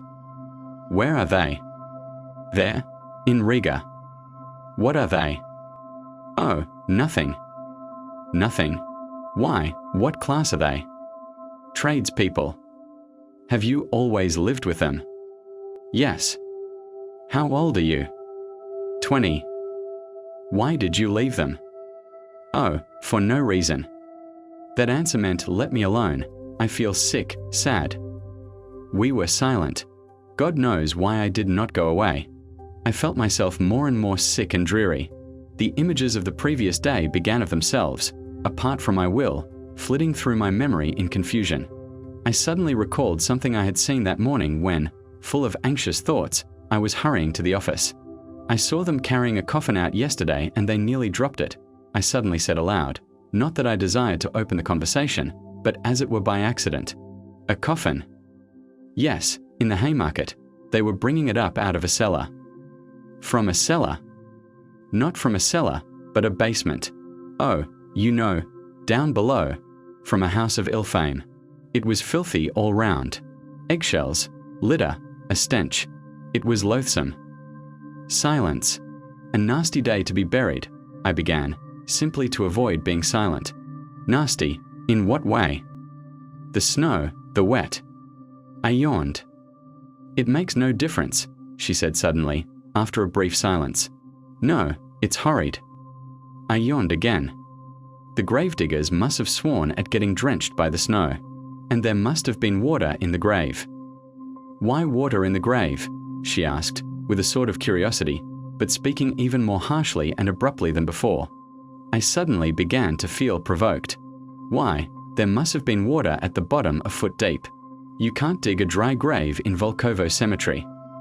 "Why?" Why, the place is waterlogged. It's a regular marsh. So they bury them in water. I've seen it myself, many times." I had never seen it once. Indeed, I had never been in Volkovo, and had only heard stories of it. "Do you mean to say, you don't mind how you die?" "But why should I die?" she answered, as though defending herself. "Why, someday you will die, and you will die just the same as that dead woman. She was a girl like you. She died of consumption." "A wench would have died in hospital. She knows all about it already." She said wench, not girl. "She was in debt to her madam," I retorted, more and more provoked by the discussion. and went on earning money for her up to the end, though she was in consumption. Some sledge drivers standing by were talking about her to some soldiers and telling them so. No doubt they knew her. They were laughing. They were going to meet in a pothouse to drink to her memory. A great deal of this was my invention. Silence followed, profound silence. She did not stir. And is it better to die in a hospital? Isn't it just the same? Besides, why should I die? She added irritably. If not now, a little later. Why a little later? Why, indeed. Now you are young, pretty, fresh, you fetch a high price. But after another year of this life you will be very different. You will go off. In a year. Anyway, in a year you will be worth less, I continued malignantly. You will go from here to something lower, another house, a year later, to a third, lower and lower, and in 7 years you will come to a basement in the Haymarket. That will be if you were lucky. But it would be much worse if you got some disease, consumption, say, and caught a chill, or something or other. It's not easy to get over an illness in your way of life. If you catch anything, you may not get rid of it. And so you would die. Oh, well, then I shall die, she answered, quite vindictively, and she made a quick movement. But one is sorry. Sorry for whom? Sorry for life. Silence. Have you been engaged to be married? Eh? What's that to you? Oh, I am not cross-examining you. It's nothing to me. Why are you so cross? Of course you may have had your own troubles. What is it to me? It's simply that I felt sorry. Sorry for whom? Sorry for you. No need, she whispered hardly audibly, and again made a faint movement. That incensed me at once. What? I was so gentle with her, and she. Why, do you think that you are on the right path? I don't think anything. That's what's wrong, that you don't think. Realize it while there is still time. There still is time. You are still young, good-looking. You might love, be married, be happy.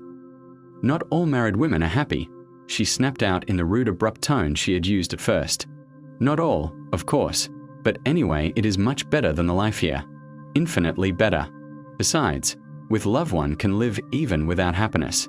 Even in sorrow life is sweet. Life is sweet, however one lives. But here what is there but foulness? Phew. I turned away with disgust. I was no longer reasoning coldly. I began to feel myself what I was saying and warmed to the subject. I was already longing to expound the cherished ideas I had brooded over in my corner. Something suddenly flared up in me. An object had appeared before me. Never mind my being here. I am not an example for you. I am, perhaps, worse than you are. I was drunk when I came here, though. I hastened, however, to say in self-defense. Besides, a man is no example for a woman. It's a different thing. I may degrade and defile myself, but I am not anyone's slave. I come and go, and that's an end of it. I shake it off, and I am a different man. But you are a slave from the start. Yes, a slave. You give up everything, your whole freedom. If you want to break your chains afterwards, you won't be able to. You will be more and more fast in the snares. It is an accursed bondage. I know it. I won't speak of anything else. Maybe you won't understand, but tell me, no doubt you are in debt to your madam? There, you see, I added, though she made no answer, but only listened in silence, entirely absorbed. That's a bondage for you. You will never buy your freedom. They will see to that. It's like selling your soul to the devil. And besides, perhaps, I too, am just as unlucky. How do you know? And wallow in the mud on purpose, out of misery. You know, men take to drink from grief. Well, maybe I am here from grief. Come, tell me, what is there good here? Here you and I came together just now and did not say one word to one another all the time. And it was only afterwards you began staring at me like a wild creature, and I at you. Is that loving? Is that how one human being should meet another? It's hideous, that's what it is. Yes, she assented sharply and hurriedly. I was positively astounded by the promptitude of this yes. So the same thought may have been straying through her mind when she was staring at me just before. So she, too, was capable of certain thoughts? Damn it all, this was interesting. This was a point of likeness. I thought, almost rubbing my hands. And indeed, it's easy to turn a young soul like that. It was the exercise of my power that attracted me most. She turned her head nearer to me, and it seemed to me in the darkness that she propped herself on her arm. Perhaps she was scrutinizing me. How I regretted that I could not see her eyes. I heard her deep breathing. "Why have you come here?" I asked her, with a note of authority already in my voice. "Oh, I don't know. But how nice it would be to be living in your father's house. It's warm and free. You have a home of your own. But what if it's worse than this?" I must take the right tone, flashed through my mind. I may not get far with sentimentality. But it was only a momentary thought. I swear she really did interest me. Besides, I was exhausted and moody, and cunning so easily goes hand in hand with feeling. Who denies it? I hastened to answer. Anything may happen. I am convinced that someone has wronged you, and that you are more sinned against than sinning. Of course, I know nothing of your story, but it's not likely a girl like you has come here of her own inclination. "A girl like me," she whispered, hardly audibly, but I heard it. Damn it all, I was flattering her. That was horrid, but perhaps it was a good thing. She was silent. "See, Lisa, I will tell you about myself. If I had had a home from childhood, I shouldn't be what I am now. I often think that. However bad it may be a home, anyway they're your father and mother, and not enemies, strangers. Once a year at least, they'll show their love of you. Anyway, you know you are at home. I grew up without a home, and perhaps that's why I've turned so unfeeling." I waited again. Perhaps she doesn't understand, I thought, and, indeed, it is absurd, it's moralizing. If I were a father and had a daughter, I believe I should love my daughter more than my sons, really, I began indirectly, as though talking of something else, to distract her attention. I must confess I blushed. "Why so?" she asked. Ah, so she was listening. "I don't know, Lisa. I knew a father who was a stern, austere man, but used to go down on his knees to his daughter, used to kiss her hands, her feet. He couldn't make enough of her, really. When she danced at parties, he used to stand for 5 hours at a stretch, gazing at her. He was mad over her. I understand that. She would fall asleep tired at night, and he would wake to kiss her in her sleep and make the sign of the cross over her. He would go about in a dirty old coat. He was stingy to everyone else, but would spend his last penny for her, giving her expensive presents, and it was his greatest delight when she was pleased with what he gave her. Fathers always love their daughters more than the mothers do.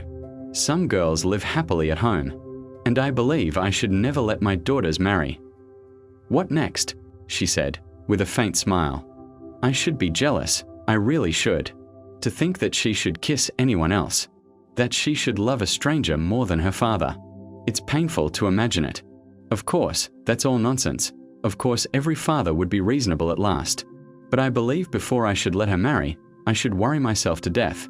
I should find fault with all her suitors. But I should end by letting her marry whom she herself loved. The one whom the daughter loves always seems the worst to the father, you know. That is always so. So many family troubles come from that. Some are glad to sell their daughters, rather than marrying them honorably." Ah, so that was it. Such a thing, Lisa, happens in those accursed families in which there is neither love nor God, I retorted warmly, and where there is no love, there is no sense either. There are such families, it's true, but I am not speaking of them. You must have seen wickedness in your own family, if you talk like that. Truly, you must have been unlucky. That sort of thing mostly comes about through poverty. And is it any better with the gentry? Even among the poor, honest people who live happily? Yes, perhaps. Another thing, Lisa, man is fond of reckoning up his troubles, but does not count his joys. If he counted them up as he ought, he would see that every lot has enough happiness provided for it. And what if all goes well with the family, if the blessing of God is upon it, if the husband is a good one, loves you, cherishes you, never leaves you? There is happiness in such a family. Even sometimes there is happiness in the midst of sorrow, and indeed sorrow is everywhere. If you marry, you will find out for yourself. But think of the first years of married life with one you love. What happiness there sometimes is in it. And indeed, it's the ordinary thing. In those early days, even quarrels with one's husband end happily. Some women get up quarrels with their husbands just because they love them. Indeed, I knew a woman like that. She seemed to say that because she loved him, she would torment him and make him feel it. You know that you may torment a man on purpose through love. Women are particularly given to that, thinking to themselves, I will love him so, I will make so much of him afterwards, that it's no sin to torment him a little now. And all in the house rejoice in the sight of you, and you are happy and gay and peaceful and honorable. Then there are some women who are jealous.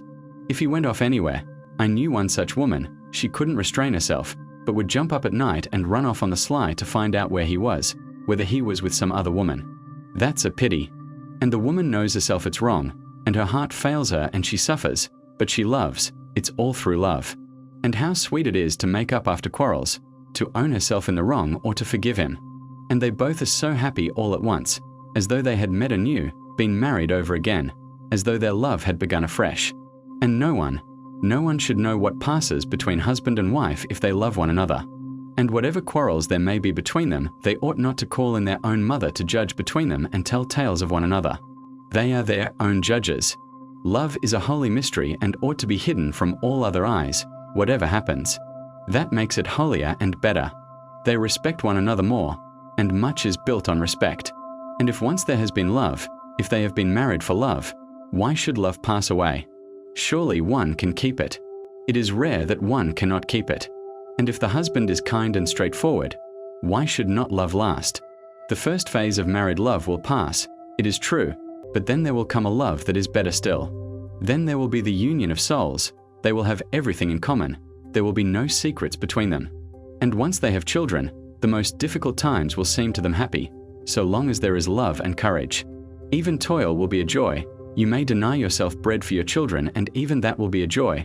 They will love you for it afterwards, so you are laying by for your future. As the children grow up, you feel that you are an example, a support for them, that even after you die your children will always keep your thoughts and feelings, because they have received them from you, they will take on your semblance and likeness. So you see this is a great duty. How can it fail to draw the father and mother nearer?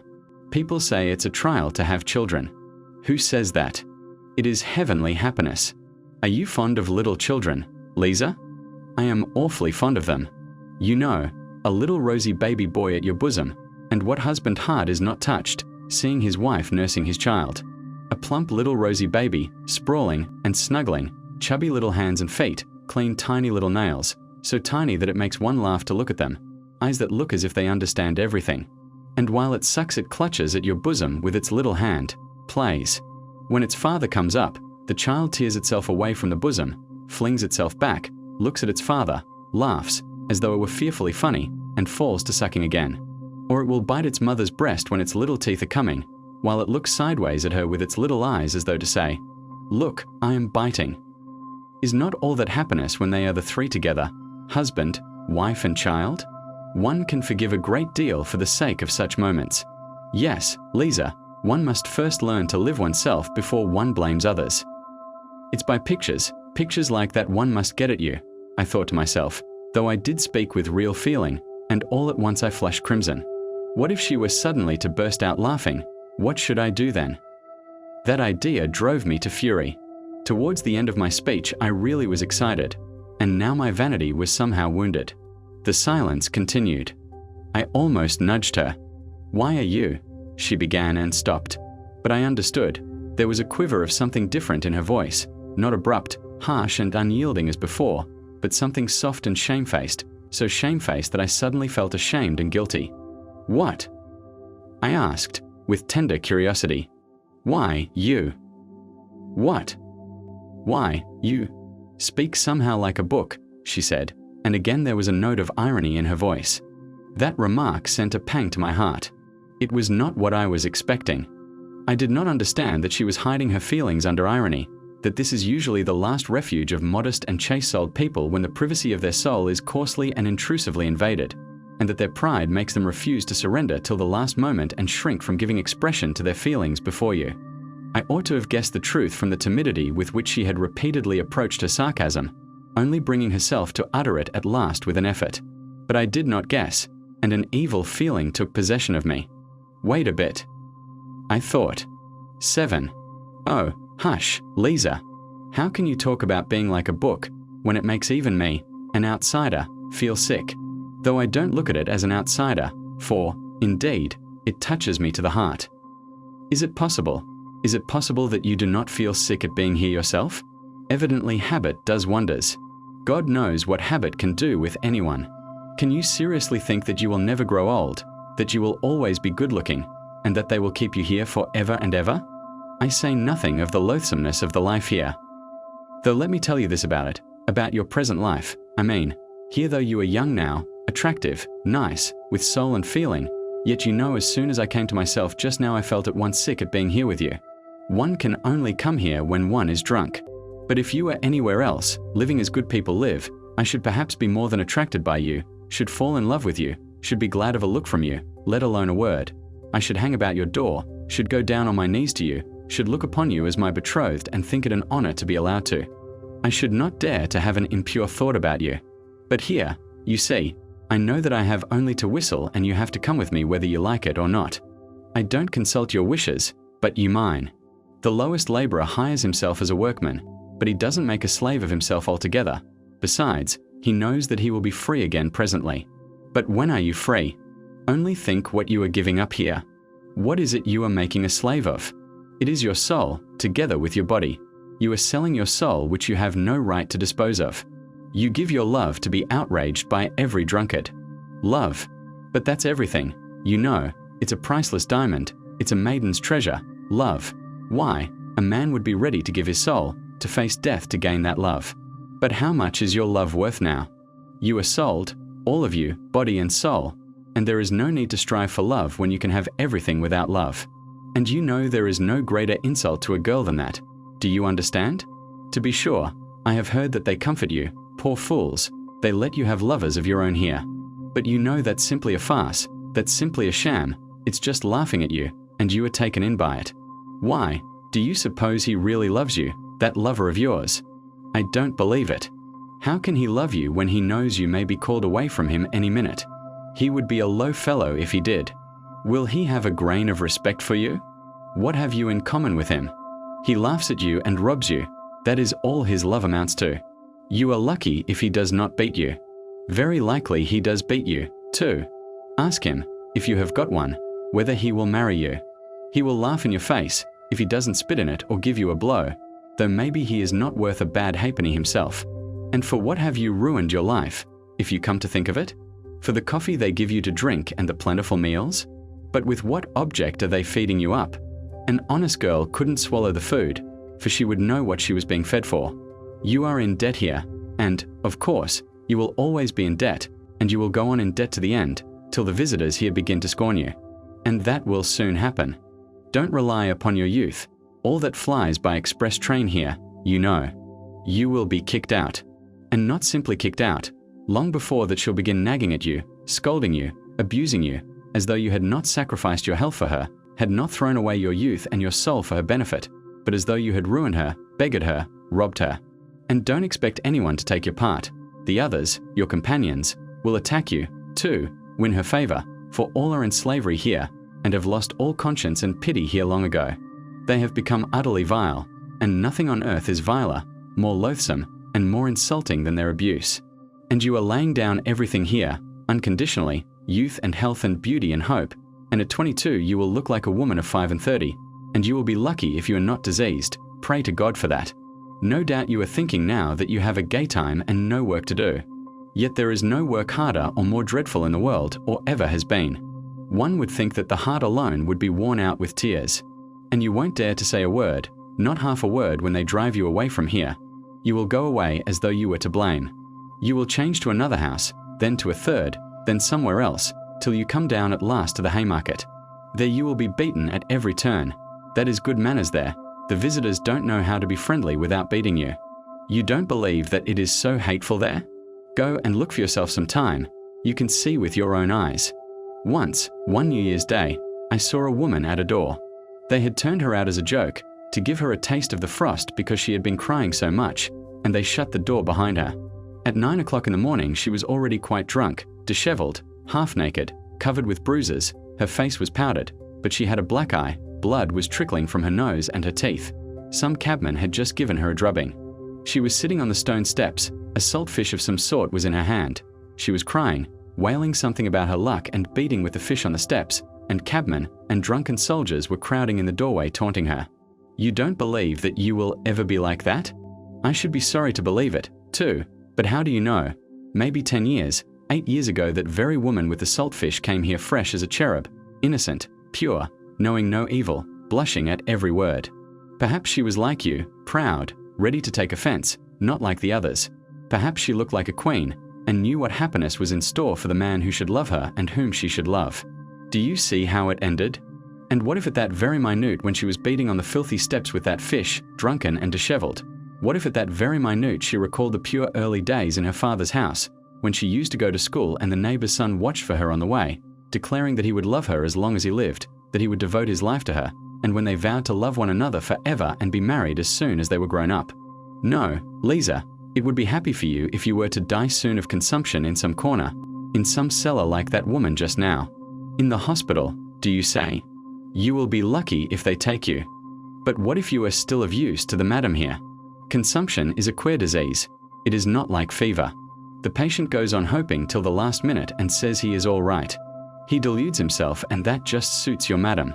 Don't doubt it, that's how it is. You have sold your soul, and what is more you owe money, so you daren't say a word. But when you are dying, all will abandon you, all will turn away from you, for then there will be nothing to get from you. What's more, they will reproach you for cumbering the place, for being so long over dying. However you beg, you won't get a drink of water without abuse. Whenever are you going off, you nasty hussy? You won't let us sleep with your moaning, you make the gentleman sick. That's true, I have heard such things said myself. They will thrust you dying into the filthiest corner in the cellar, in the damp and darkness. What will your thoughts be, lying there alone? When you die, strange hands will lay you out, with grumbling and impatience.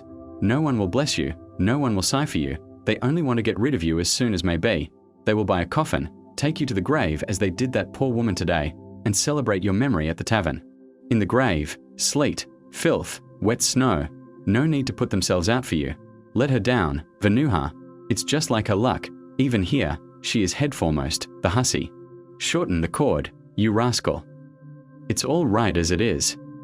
All right, is it? Why, she's on her side. She was a fellow creature, after all. But, never mind, throw the earth on her. And they won't care to waste much time quarreling over you. They will scatter the wet blue clay as quick as they can and go off to the tavern. And there your memory on earth will end. Other women have children to go to their graves, fathers, husbands. While for you neither tear, nor sigh, nor remembrance. No one in the whole world will ever come to you. Your name will vanish from the face of the earth, as though you had never existed, never been born at all. Nothing but filth and mud, however you knock at your coffin lid at night, when the dead arise, however you cry, let me out, kind people, to live in the light of day. My life was no life at all. My life has been thrown away like a dishclout. It was drunk away in the tavern at the Haymarket. Let me out, kind people, to live in the world again. And I worked myself up to such a pitch that I began to have a lump in my throat myself, and all at once I stopped, sat up in dismay and, bending over apprehensively, began to listen with a beating heart. I had reason to be troubled.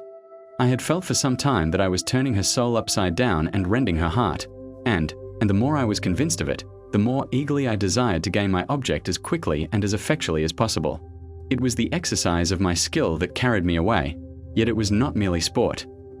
I knew I was speaking stiffly, artificially, even bookishly. In fact, I could not speak except like a book. But that did not trouble me. I felt that I should be understood and that this very bookishness might be an assistance. But now, having attained my effect, I was suddenly panic-stricken. Never before had I witnessed such despair. She was lying on her face, thrusting her face into the pillow and clutching it in both hands. Her heart was being torn. Her youthful body was shuddering all over as though in convulsions. Suppressed sobs rent her bosom and suddenly burst out in weeping and wailing. Then she pressed closer into the pillow. She did not want anyone here, not a living soul, to know of her anguish and her tears. She bit the pillow, bit her hand till it bled. I saw that afterwards. Or, thrusting her fingers into her disheveled hair, seemed rigid with the effort of restraint, holding her breath and clenching her teeth. I began saying something, begging her to calm herself, but felt that I did not dare, and all at once, in a sort of cold shiver, almost in terror, began fumbling in the dark, trying hurriedly to get dressed to go. It was dark. Though I tried my best, I could not finish dressing quickly. Suddenly, I felt a box of matches and a candlestick with a whole candle in it. As soon as the room was lighted up, Lisa sprang up, sat up in bed, and with a contorted face, with a half-insane smile, looked at me almost senselessly. I sat down beside her and took her hands. She came to herself, made an impulsive movement towards me, would have caught hold of me, but did not dare, and slowly bowed her head before me. "Lisa, my dear, I was wrong.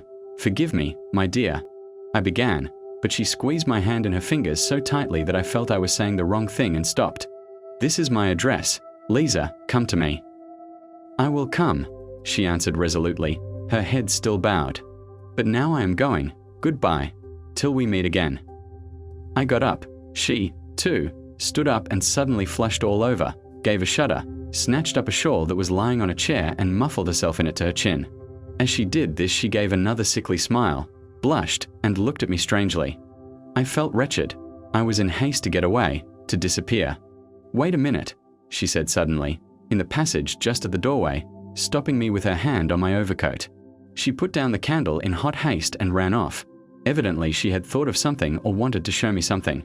As she ran away, she flushed, her eyes shone, and there was a smile on her lips. What was the meaning of it?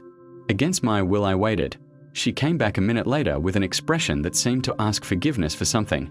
In fact, it was not the same face, not the same look as the evening before, sullen, mistrustful, and obstinate. Her eyes now were imploring, soft, and at the same time trustful, caressing, timid. The expression with which children look at people they are very fond of whom they are asking a favor. Her eyes were a light hazel. They were lovely eyes, full of life, and capable of expressing love as well as sullen hatred. Making no explanation, as though I, as a sort of higher being, must understand everything without explanations, she held out a piece of paper to me. Her whole face was positively beaming at that instant with naive, almost childish, triumph. I unfolded it.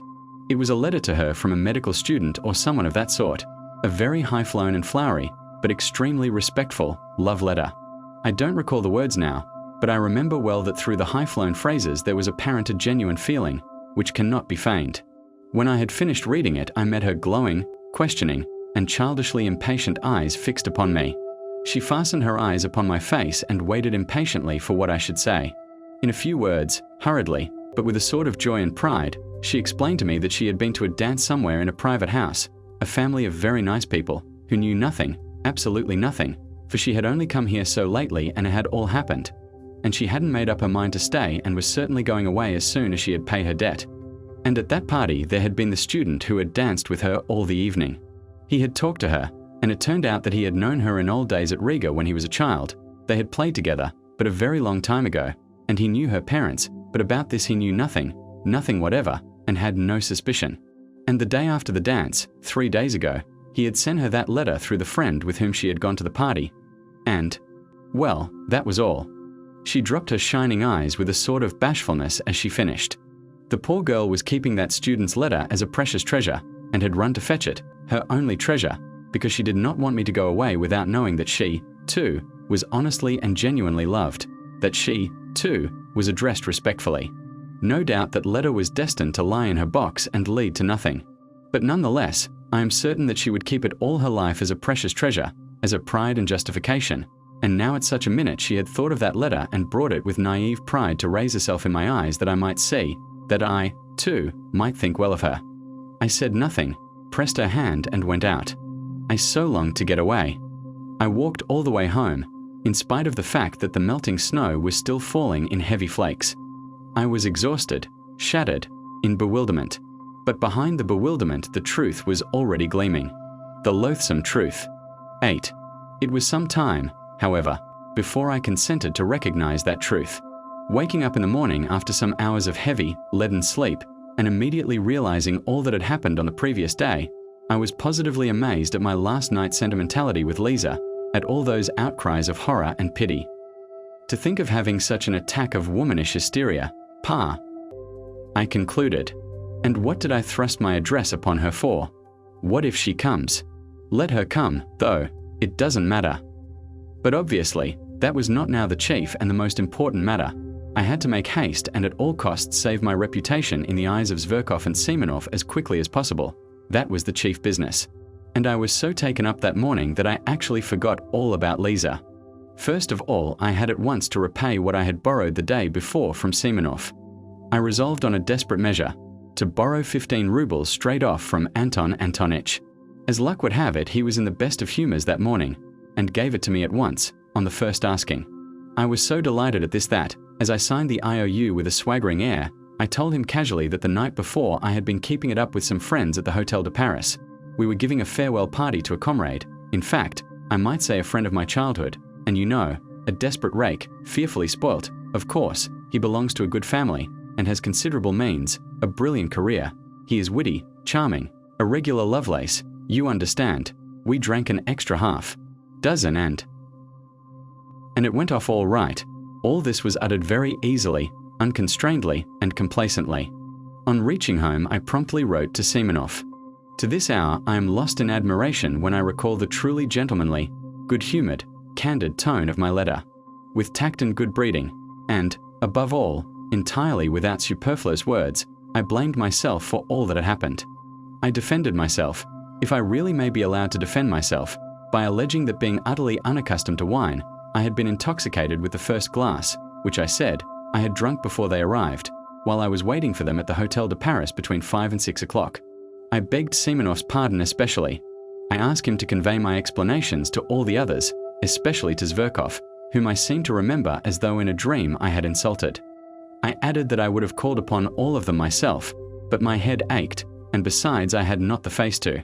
I was particularly pleased with a certain lightness, almost carelessness, strictly within the bounds of politeness, however, which was apparent in my style, and better than any possible arguments, gave them at once to understand that I took rather an independent view of all that unpleasantness last night, that I was by no means so utterly crushed as you, my friends, probably imagine, but on the contrary, looked upon it as a gentleman serenely respecting himself should look upon it.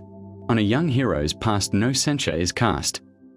There is actually an aristocratic playfulness about it. I thought admiringly, as I read over the letter, and it's all because I am an intellectual and cultivated man. Another man in my place would not have known how to extricate himself, but here I have got out of it and am as jolly as ever again, and all because I am a cultivated and educated man of our day. And, indeed, perhaps, everything was due to the wine yesterday. Hashem. No, it was not the wine. I did not drink anything at all between 5 and 6 when I was waiting for them. I had lied to Semenov. I had lied shamelessly, and indeed I wasn't ashamed now. Hang it all though, the great thing was that I was rid of it.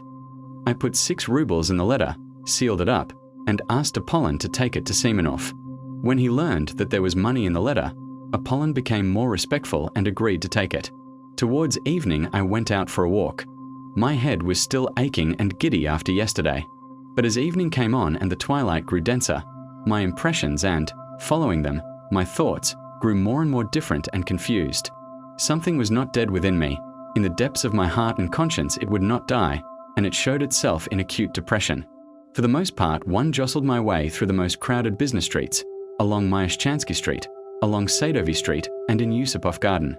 I always liked particularly sauntering along these streets in the dusk, just when there were crowds of working people of all sorts going home from their daily work, with faces looking cross with anxiety. What I liked was just that cheap bustle, that bare prose. On this occasion, the jostling of the streets irritated me more than ever. I could not make out what was wrong with me. I could not find the clue. Something seemed rising up continually in my soul, painfully, and refusing to be appeased. I returned home completely upset. It was just as though some crime were lying on my conscience. The thought that Lisa was coming worried me continually. It seemed queer to me that of all my recollections of yesterday this tormented me, as it were, especially, as it were, quite separately. Everything else I had quite succeeded in forgetting by the evening. I dismissed it all and was still perfectly satisfied with my letter to Semenov. But on this point I was not satisfied at all. It was as though I were worried only by Lisa. What if she comes? I thought incessantly. Well, it doesn't matter, let her come. Hashem. It's horrid that she should see, for instance, how I live. Yesterday I seemed such a hero to her, while now, HM. It's horrid, though, that I have let myself go so. The room looks like a beggar's. and I brought myself to go out to dinner in such a suit, and my American leather sofa with the stuffing sticking out, and my dressing gown, which will not cover me, such tatters, and she will see all this and she will see Apollon. That beast is certain to insult her. He will fasten upon her in order to be rude to me. And I, of course, shall be panic-stricken as usual. I shall begin bowing and scraping before her and pulling my dressing gown round me. I shall begin smiling, telling lies. Oh, the beastliness. And it isn't the beastliness of it that matters most. There is something more important, more loathsome, viler. Yes, viler. And to put on that dishonest lying mask again. When I reached that thought, I fired up all at once. Why dishonest? How dishonest? I was speaking sincerely last night. I remember there was real feeling in me, too.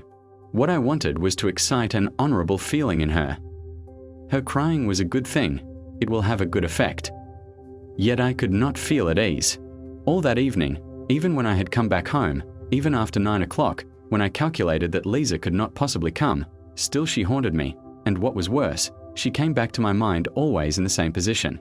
One moment out of all that had happened last night stood vividly before my imagination, the moment when I struck a match and saw her pale, distorted face with its look of torture. And what a pitiful, what an unnatural, what a distorted smile she had at that moment. But I did not know then that 15 years later I should still in my imagination see Lisa, always with the pitiful, distorted, inappropriate smile which was on her face at that minute. Next day I was ready again to look upon it all as nonsense, due to overexcited nerves, and, above all, as exaggerated. I was always conscious of that weak point of mine, and sometimes very much afraid of it. I exaggerate everything. That is where I go wrong, I repeated to myself every hour. But, however, Lisa will very likely come all the same, was the refrain with which all my reflections ended.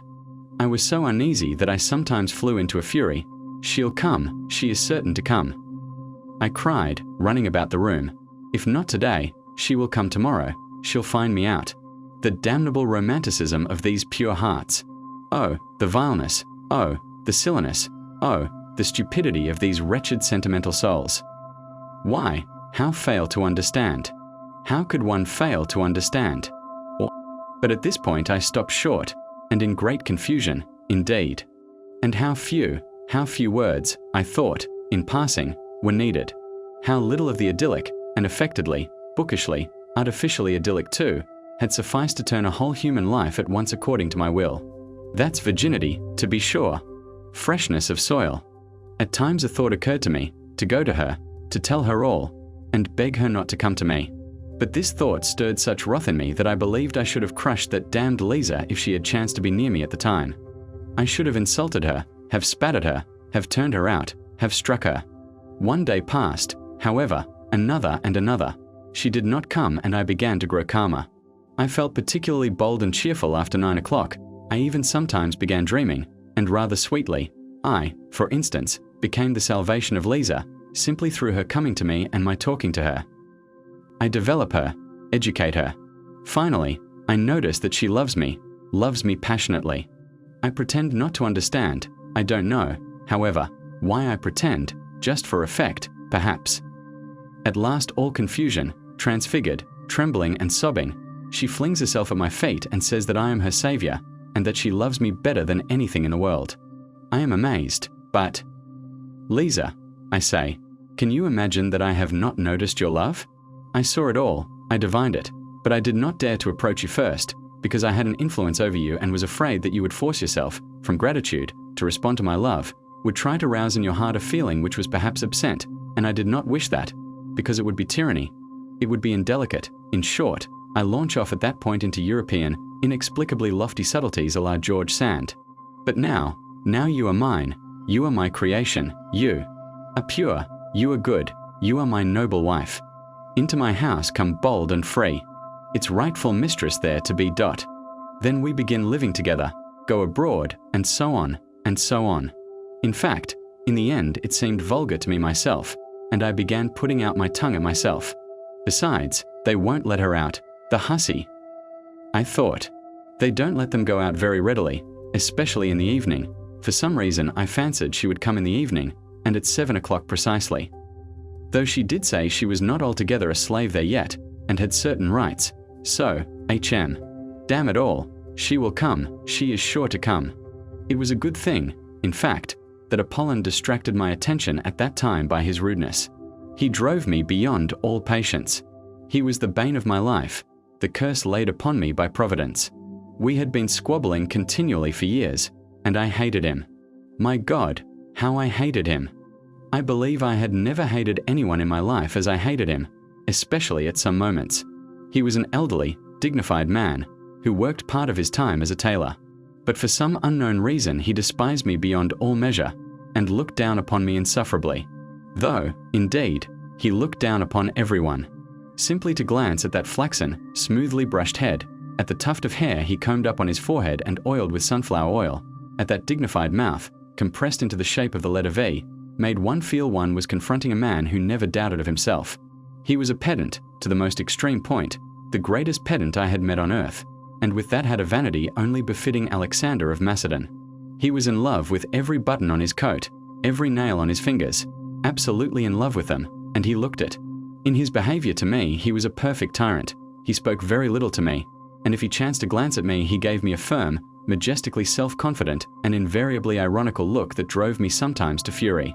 He did his work with the air of doing me the greatest favor, though he did scarcely anything for me, and did not, indeed, consider himself bound to do anything. There could be no doubt that he looked upon me as the greatest fool on earth, and that he did not get rid of me was simply that he could get wages from me every month. He consented to do nothing for me for 7 rubles a month. Many sins should be forgiven me for what I suffered from him. My hatred reached such a point that sometimes his very step almost threw me into convulsions. What I loathed particularly was his lisp. His tongue must have been a little too long or something of that sort, for he continually lisped, and seemed to be very proud of it, imagining that it greatly added to his dignity. He spoke in a slow, measured tone, with his hands behind his back and his eyes fixed on the ground.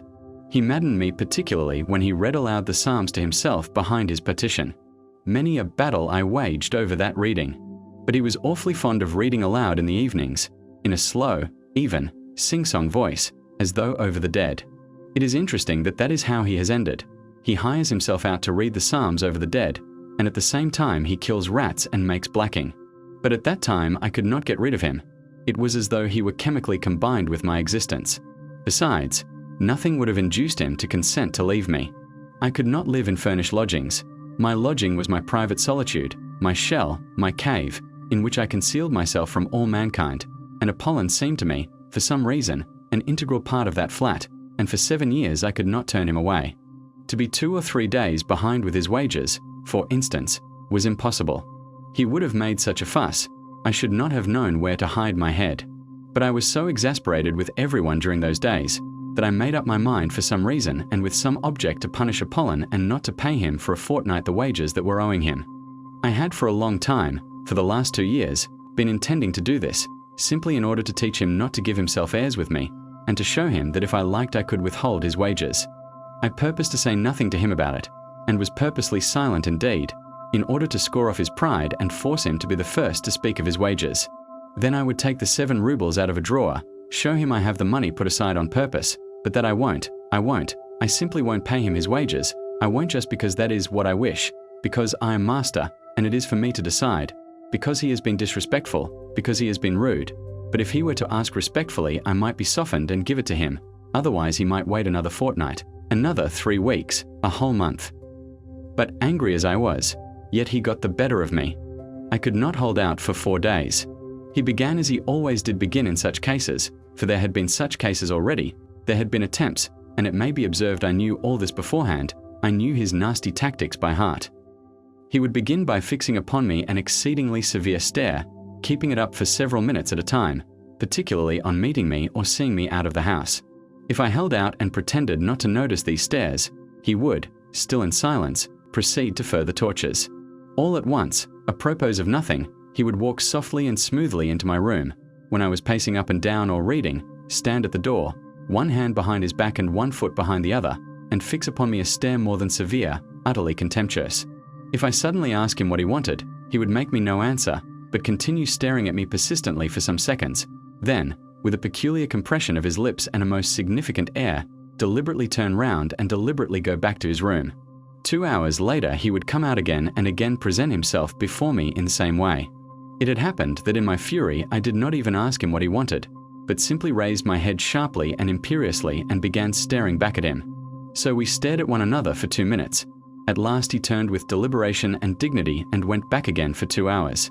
If I was still not brought to reason by all this, but persisted in my revolt, he would suddenly begin sighing while he looked at me, long, deep sighs as though measuring by them the depths of my moral degradation.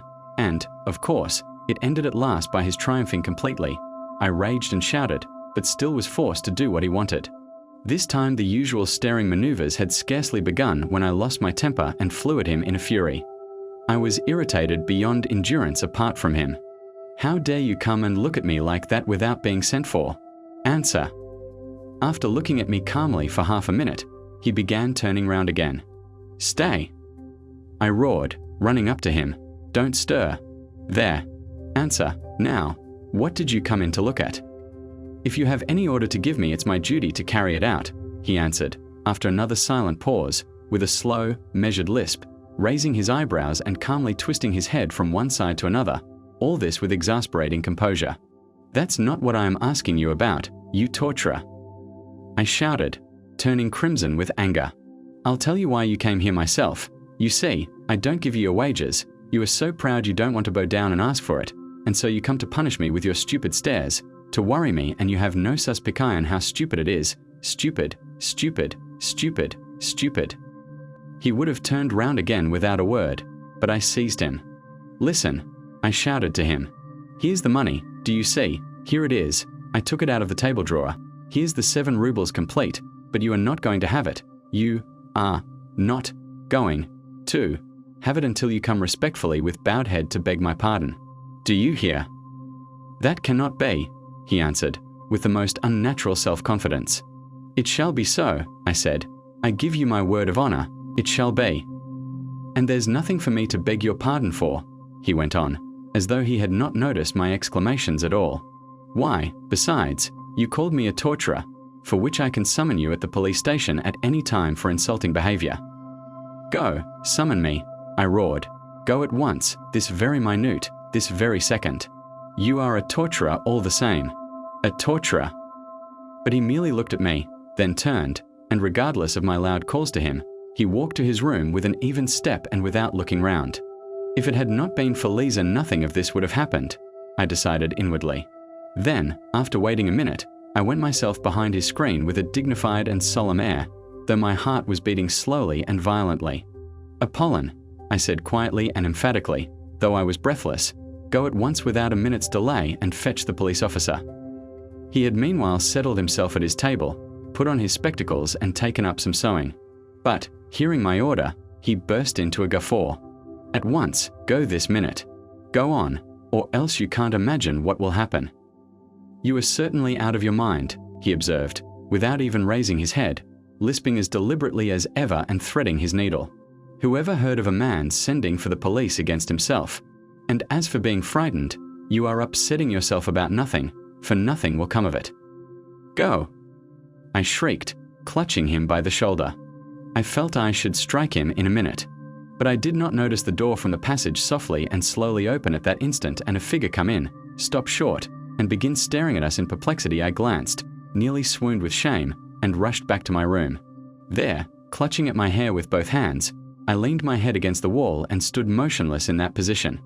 2 minutes later, I heard Apollon's deliberate footsteps. There is some woman asking for you, he said, looking at me with peculiar severity. Then he stood aside and let in Lisa. He would not go away, but stared at us sarcastically. Go away, I commanded in desperation. At that moment my clock began whirring and wheezing and struck 7. 9. Into my house come bold and free, its rightful mistress there to be. I stood before her crushed, crestfallen, revoltingly confused, and I believe I smiled as I did my utmost to wrap myself in the skirts of my ragged wadded dressing gown, exactly as I had imagined the scene not long before in a fit of depression. After standing over us for a couple of minutes, Apollon went away, but that did not make me more at ease. What made it worse was that she, too, was overwhelmed with confusion, more so, in fact, than I should have expected. At the sight of me, of course. Sit down, I said mechanically, moving a chair up to the table, and I sat down on the sofa. She obediently sat down at once and gazed at me open-eyed, evidently expecting something from me at once. This naivete of expectation drove me to fury, but I restrained myself.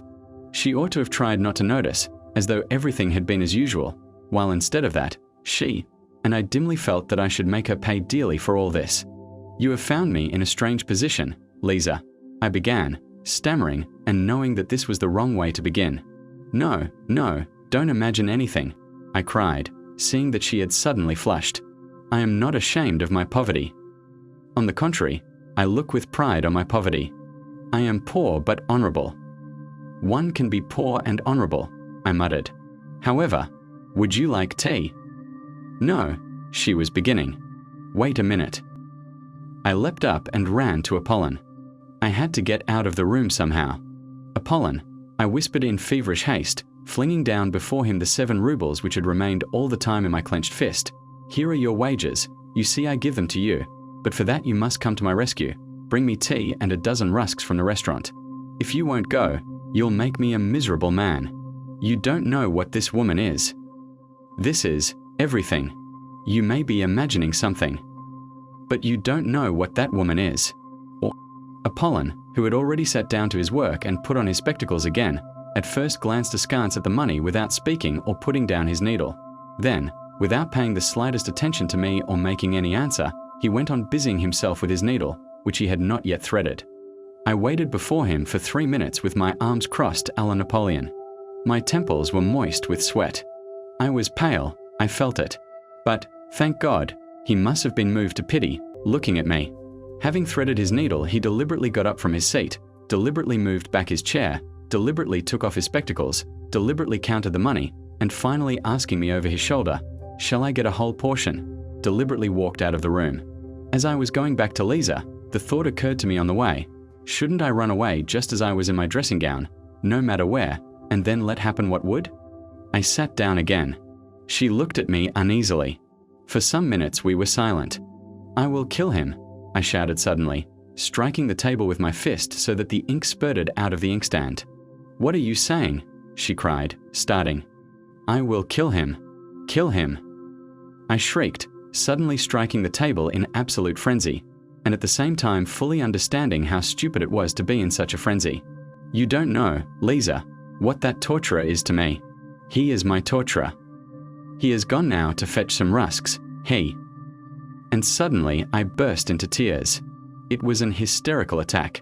How ashamed I felt in the midst of my sobs, but still I could not restrain them. She was frightened. "What is the matter? What is wrong?" she cried, fussing about me. "Water, give me water, over there." I muttered in a faint voice, though I was inwardly conscious that I could have got on very well without water and without muttering in a faint voice. But I was, what is called, putting it on, to save appearances, though the attack was a genuine one. She gave me water, looking at me in bewilderment. At that moment Apollon brought in the tea. It suddenly seemed to me that this commonplace, prosaic tea was horribly undignified and paltry after all that had happened, and I blushed crimson. Lisa looked at Apollon with positive alarm. He went out without a glance at either of us. "Lisa, do you despise me?" I asked, looking at her fixedly, trembling with impatience to know what she was thinking. She was confused and did not know what to answer. "Drink your tea," I said to her angrily. I was angry with myself, but, of course, it was she who would have to pay for it. A horrible spite against her suddenly surged up in my heart. I believe I could have killed her. To revenge myself on her, I swore inwardly not to say a word to her all the time. She is the cause of it all, I thought. Our silence lasted for 5 minutes. The tea stood on the table. We did not touch it. I had got to the point of purposely refraining from beginning in order to embarrass her further. It was awkward for her to begin alone. Several times she glanced at me with mournful perplexity. I was obstinately silent. I was, of course, myself the chief sufferer, because I was fully conscious of the disgusting meanness of my spiteful stupidity, and yet at the same time I could not restrain myself. "I want to get away from there altogether," she began, to break the silence in some way. But, poor girl, that was just what she ought not to have spoken about at such a stupid moment to a man so stupid as I was. My heart positively ached with pity for her tactless and unnecessary straightforwardness. But something hideous at once stifled all compassion in me. It even provoked me to greater venom. I did not care what happened. Another 5 minutes passed. "Perhaps I am in your way," she began timidly, hardly audibly, and was getting up. But as soon as I saw this first impulse of wounded dignity, I positively trembled with spite, and at once burst out. "Why have you come to me? Tell me that, please." I began, gasping for breath and regardless of logical connection in my words. I longed to have it all out at once, at one burst. I did not even trouble how to begin. "Why have you come? Answer, answer," I cried, hardly knowing what I was doing. "I'll tell you, my good girl, why you have come. You've come because I talk sentimental stuff to you then. So now you are soft as butter and longing for fine sentiments again. So you may as well know that I was laughing at you then. And I am laughing at you now. Why are you shuddering? Yes, I was laughing at you. I had been insulted just before, at dinner, by the fellows who came that evening before me. I came to you, meaning to thrash one of them, an officer, but I didn't succeed. I didn't find him. I had to avenge the insult on someone to get back my own again. You turned up, I vented my spleen on you and laughed at you. I had been humiliated, so I wanted to humiliate. I had been treated like a rag, so I wanted to show my power. That's what it was, and you imagined I had come there on purpose to save you. Yes, you imagined that? You imagined that. I knew that she would perhaps be muddled and not take it all in exactly, but I knew, too, that she would grasp the gist of it very well indeed. And so, indeed, she did. She turned white as a handkerchief, tried to say something, and her lips worked painfully, but she sank on a chair as though she had been felled by an axe. And all the time afterwards she listened to me with her lips parted and her eyes wide open, shuddering with awful terror. The cynicism of my words overwhelmed her. "Save you," I went on, jumping up from my chair and running up and down the room before her. "Save you from what? But perhaps I am worse than you myself. Why didn't you throw it in my teeth when I was giving you that sermon? But what did you come here yourself for? Was it to read us a sermon? Power was what I wanted then. Sport was what I wanted. I wanted to wring out your tears, your humiliation, your hysteria. That was what I wanted then. Of course, I couldn't keep it up then, because I am a wretched creature. I was frightened, and, the devil knows why, gave you my address in my folly. Afterwards, before I got home, I was cursing and swearing at you because of that address. I hated you already because of the lies I had told you. Because I only like playing with words, only dreaming. But, do you know, what I really want is that you should all go to hell. That is what I want. I want peace. Yes, I'd sell the whole world for a farthing, straight off, so long as I was left in peace. Is the world to go to pot, or am I to go without my tea? I say that the world may go to pot for me so long as I always get my tea. Did you know that, or not? Well, anyway, I know that I am a blackguard, a scoundrel, an egoist, a sluggard. Here I have been shuddering for the last 3 days at the thought of your coming. And do you know what has worried me particularly for these 3 days? That I posed as such a hero to you, and now you would see me in a wretched torn dressing gown, beggarly, loathsome. I told you just now that I was not ashamed of my poverty, so you may as well know that I am ashamed of it. I am more ashamed of it than of anything, more afraid of it than of being found out if I were a thief, because I am as vain as though I had been skinned and the very air blowing on me hurt. Surely by now you must realize that I shall never forgive you for having found me in this wretched dressing gown, just as I was flying at Apollon like a spiteful cur. The saviour, the former hero, was flying like a mangy, unkempt sheepdog at his lackey, and the lackey was jeering at him. And I shall never forgive you for the tears I could not help shedding before you just now, like some silly woman put to shame. And for what I am confessing to you now, I shall never forgive you either. Yes, you must answer for it all because you turned up like this, because I am a blackguard, because I am the nastiest, stupidest, absurdest, and most envious of all the worms on earth, who are not a bit better than I am, but, the devil knows why, and never put to confusion, while I shall always be insulted by every louse. That is my doom. And what is it to me that you don't understand a word of this? And what do I care? What do I care about you, and whether you go to ruin there or not? Do you understand? How I shall hate you now after saying this, for having been here and listening. Why, it's not once in a lifetime a man speaks out like this, and then it is in hysterics. What more do you want? Why do you still stand confronting me, after all this? Why are you worrying me? Why don't you go? But at this point a strange thing happened. I was so accustomed to think and imagine everything from books, and to picture everything in the world to myself just as I had made it up in my dreams beforehand, that I could not all at once take in this strange circumstance. What happened was this: Lisa, insulted and crushed by me, understood a great deal more than I imagined. She understood from all this what a woman understands first of all, if she feels genuine love, that is, that I was myself unhappy. The frightened and wounded expression on her face was followed first by a look of sorrowful perplexity. When I began calling myself a scoundrel and a blackguard and my tears flowed, the tirade was accompanied throughout by tears, her whole face worked convulsively. She was on the point of getting up and stopping me. When I finished, she took no notice of my shouting, "Why are you here? Why don't you go away?" but realized only that it must have been very bitter to me to say all this. Besides, she was so crushed, poor girl. She considered herself infinitely beneath me. How could she feel anger or resentment? She suddenly leapt up from her chair with an irresistible impulse and held out her hands, yearning towards me, though still timid and not daring to stir. At this point, there was a revulsion in my heart too. Then she suddenly rushed to me, threw her arms round me and burst into tears. I, too, could not restrain myself, and sobbed as I never had before. "They won't let me. I can't be good." I managed to articulate.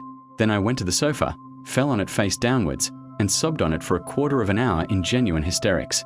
She came close to me, put her arms round me and stayed motionless in that position. But the trouble was that the hysterics could not go on forever, and, I am writing the loathsome truth, lying face downwards on the sofa with my face thrust into my nasty leather pillow, I began by degrees to be aware of a faraway, involuntary but irresistible feeling that it would be awkward now for me to raise my head and look Lisa straight in the face. Why was I ashamed? I don't know, but I was ashamed. The thought, too, came into my overwrought brain that our parts now were completely changed, that she was now the heroine, while I was just a crushed and humiliated creature as she had been before me that night, for days before. And all this came into my mind during the minutes I was lying on my face on the sofa. My God! Surely I was not envious of her then. I don't know, to this day I cannot decide, and at the time, of course, I was still less able to understand what I was feeling than now. I cannot get on without domineering and tyrannizing over someone, but there is no explaining anything by reasoning, and so it is useless to reason. I conquered myself, however, and raised my head. I had to do so sooner or later, and I am convinced to this day that it was just because I was ashamed to look at her that another feeling was suddenly kindled and flamed up in my heart, a feeling of mastery and possession. My eyes gleamed with passion, and I gripped her hands tightly.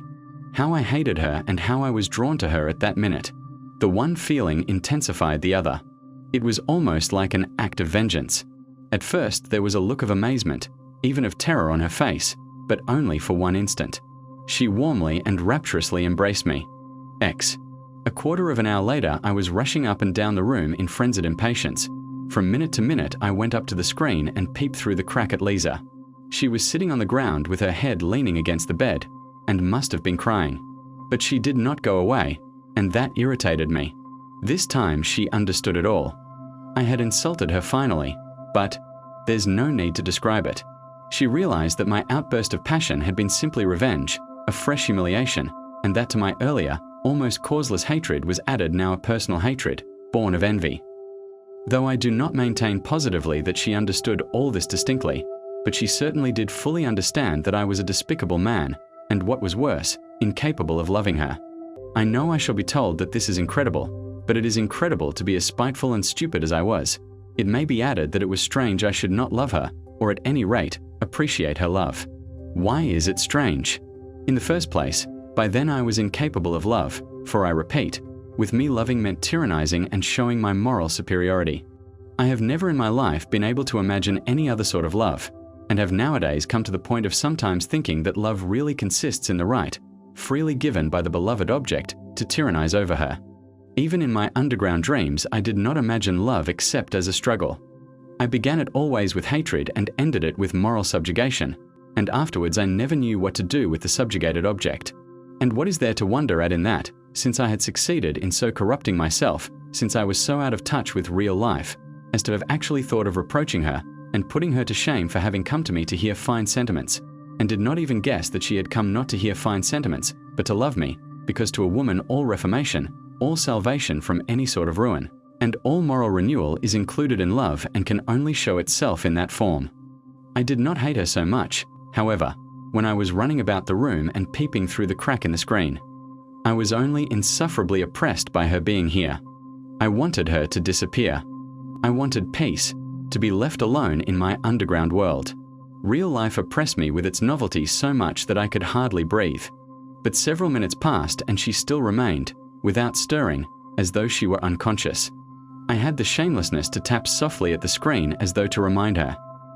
She started, sprang up, and flew to seek her kerchief, her hat, her coat, as though making her escape from me. 2 minutes later, she came from behind the screen and looked with heavy eyes at me. I gave a spiteful grin, which was forced, however, to keep up appearances, and I turned away from her eyes. "Goodbye," she said, going towards the door. I ran up to her, seized her hand, opened it, thrust something in it and closed it again. Then I turned at once and dashed away in haste to the other corner of the room to avoid seeing. Anyway, I did mean a moment since to tell a lie, to write that I did this accidentally, not knowing what I was doing through foolishness, through losing my head. But I don't want to lie, and so I will say straight out that I opened her hand and put the money in it, from spite. It came into my head to do this while I was running up and down the room and she was sitting behind the screen. But this I can say for certain, though I did that cruel thing purposely, it was not an impulse from the heart, but came from my evil brain. This cruelty was so affected, so purposely made up, so completely a product of the brain, of books, that I could not even keep it up a minute. First I dashed away to avoid seeing her, and then in shame and despair rushed after Lisa. I opened the door in the passage and began listening. "Lisa! Lisa!" I cried on the stairs, but in a low voice, not boldly. There was no answer, but I fancied I heard her footsteps, lower down on the stairs. "Lisa!" I cried, more loudly. No answer. But at that minute I heard the stiff outer glass door open heavily with a creak and slam violently. The sound echoed up the stairs. She had gone. I went back to my room in hesitation. I felt horribly oppressed. I stood still at the table, beside the chair on which she had sat, and looked aimlessly before me. A minute passed. Suddenly I started. Straight before me on the table I saw. In short, I saw a crumpled blue 5-ruble note, the one I had thrust into her hand a minute before. It was the same note. It could be no other. There was no other in the flat. So she had managed to fling it from her hand on the table at the moment when I had dashed into the further corner. Well, I might have expected that she would do that. Might I have expected it? No, I was such an egoist. I was so lacking in respect for my fellow creatures that I could not even imagine she would do so. I could not endure it. A minute later, I flew like a madman to dress, flinging on what I could at random, and ran headlong after her. She could not have got 200 paces away when I ran out into the street. It was a still night and the snow was coming down in masses and falling almost perpendicularly, covering the pavement and the empty street as though with a pillow. There was no one in the street. No sound was to be heard. The street lamps gave a disconsolate and useless glimmer. I ran 200 paces to the crossroads and stopped short. Where had she gone? And why was I running after her? Why? To fall down before her, to sob with remorse, to kiss her feet, to entreat her forgiveness. I longed for that. My whole breast was being rent to pieces, and never, never shall I recall that minute with indifference. But what for? I thought. Should I not begin to hate her, perhaps, even tomorrow, just because I had kissed her feet today? Should I give her happiness? Had I not recognized that day, for the 100th time, what I was worth? Should I not torture her? I stood in the snow, gazing into the troubled darkness, and pondered this. And will it not be better? I mused fantastically, afterwards at home, stifling the living pang of my heart with fantastic dreams. Will it not be better that she should keep the resentment of the insult forever? Resentment. Why? It is purification. It is a most stinging and painful consciousness. Tomorrow I should have defiled her soul and have exhausted her heart, while now the feeling of insult will never die in her heart, and however loathsome the filth awaiting her, the feeling of insult will elevate and purify her by hatred, and, perhaps, too, by forgiveness. Will all that make things easier for her though? And, indeed, I will ask on my own account here, an idle question. Which is better, cheap happiness or exalted sufferings? Well, which is better? So I dreamed as I sat at home that evening, almost dead with the pain in my soul. Never had I endured such suffering and remorse. Yet could there have been the faintest doubt when I ran out from my lodging that I should turn back halfway? I never met Lisa again, and I have heard nothing of her. I will add, too, that I remained for a long time afterwards pleased with the phrase about the benefit from resentment and hatred in spite of the fact that I almost fell ill from misery. Even now, so many years later, all this is somehow a very evil memory. I have many evil memories now, but hadn't I better end my notes here? I believe I made a mistake in beginning to write them. Anyway, I have felt ashamed all the time I've been writing this story, so it's hardly literature so much as a corrective punishment. Why? To tell long stories, showing how I have spoiled my life through morally rotting in my corner, through lack of fitting environment, through divorce from real life, and rankling spite in my underground world, would certainly not be interesting. A novel needs a hero, and all the traits for an anti-hero are expressly gathered together here, and what matters most, it all produces an unpleasant impression, for we are all divorced from life. We are all cripples, every one of us, more or less. We are so divorced from it that we feel at once a sort of loathing for real life, and so cannot bear to be reminded of it. Why? We have come almost to looking upon real life as an effort, almost as hard work, and we are all privately agreed that it is better in books. And why do we fuss and fume sometimes? Why are we perverse and ask for something else? We don't know what ourselves. It would be the worse for us if our petulant prayers were answered. Come, try, give any one of us, for instance, a little more independence, untie our hands, widen the spheres of our activity, relax the control, and yes, I assure you, we should be begging to be under control again at once. I know that you will very likely be angry with me for that, and will begin shouting and stamping. Speak for yourself, you will say, and for your miseries in your underground holes, and don't dare to say all of us. Excuse me, gentlemen, I am not justifying myself with that all of us. As for what concerns me in particular, I have only in my life carried to an extreme what you have not dared to carry halfway. And what's more, you have taken your cowardice for good sense, and have found comfort in deceiving yourselves. So that perhaps, after all, there is more life in me than in you. Look into it more carefully. Why? We don't even know what living means now, what it is, and what it is called. Leave us alone without books and we shall be lost and in confusion at once. We shall not know what to join onto, what to cling to, what to love and what to hate, what to respect and what to despise. We are oppressed at being men with a real individual body and blood. We are ashamed of it. We think it a disgrace and try to contrive to be some sort of impossible generalized man. We are stillborn, and for generations past have been begotten, not by living fathers, and that suits us better and better. We are developing a taste for it. Soon we shall contrive to be born somehow from an idea. But enough. I don't want to write more from underground.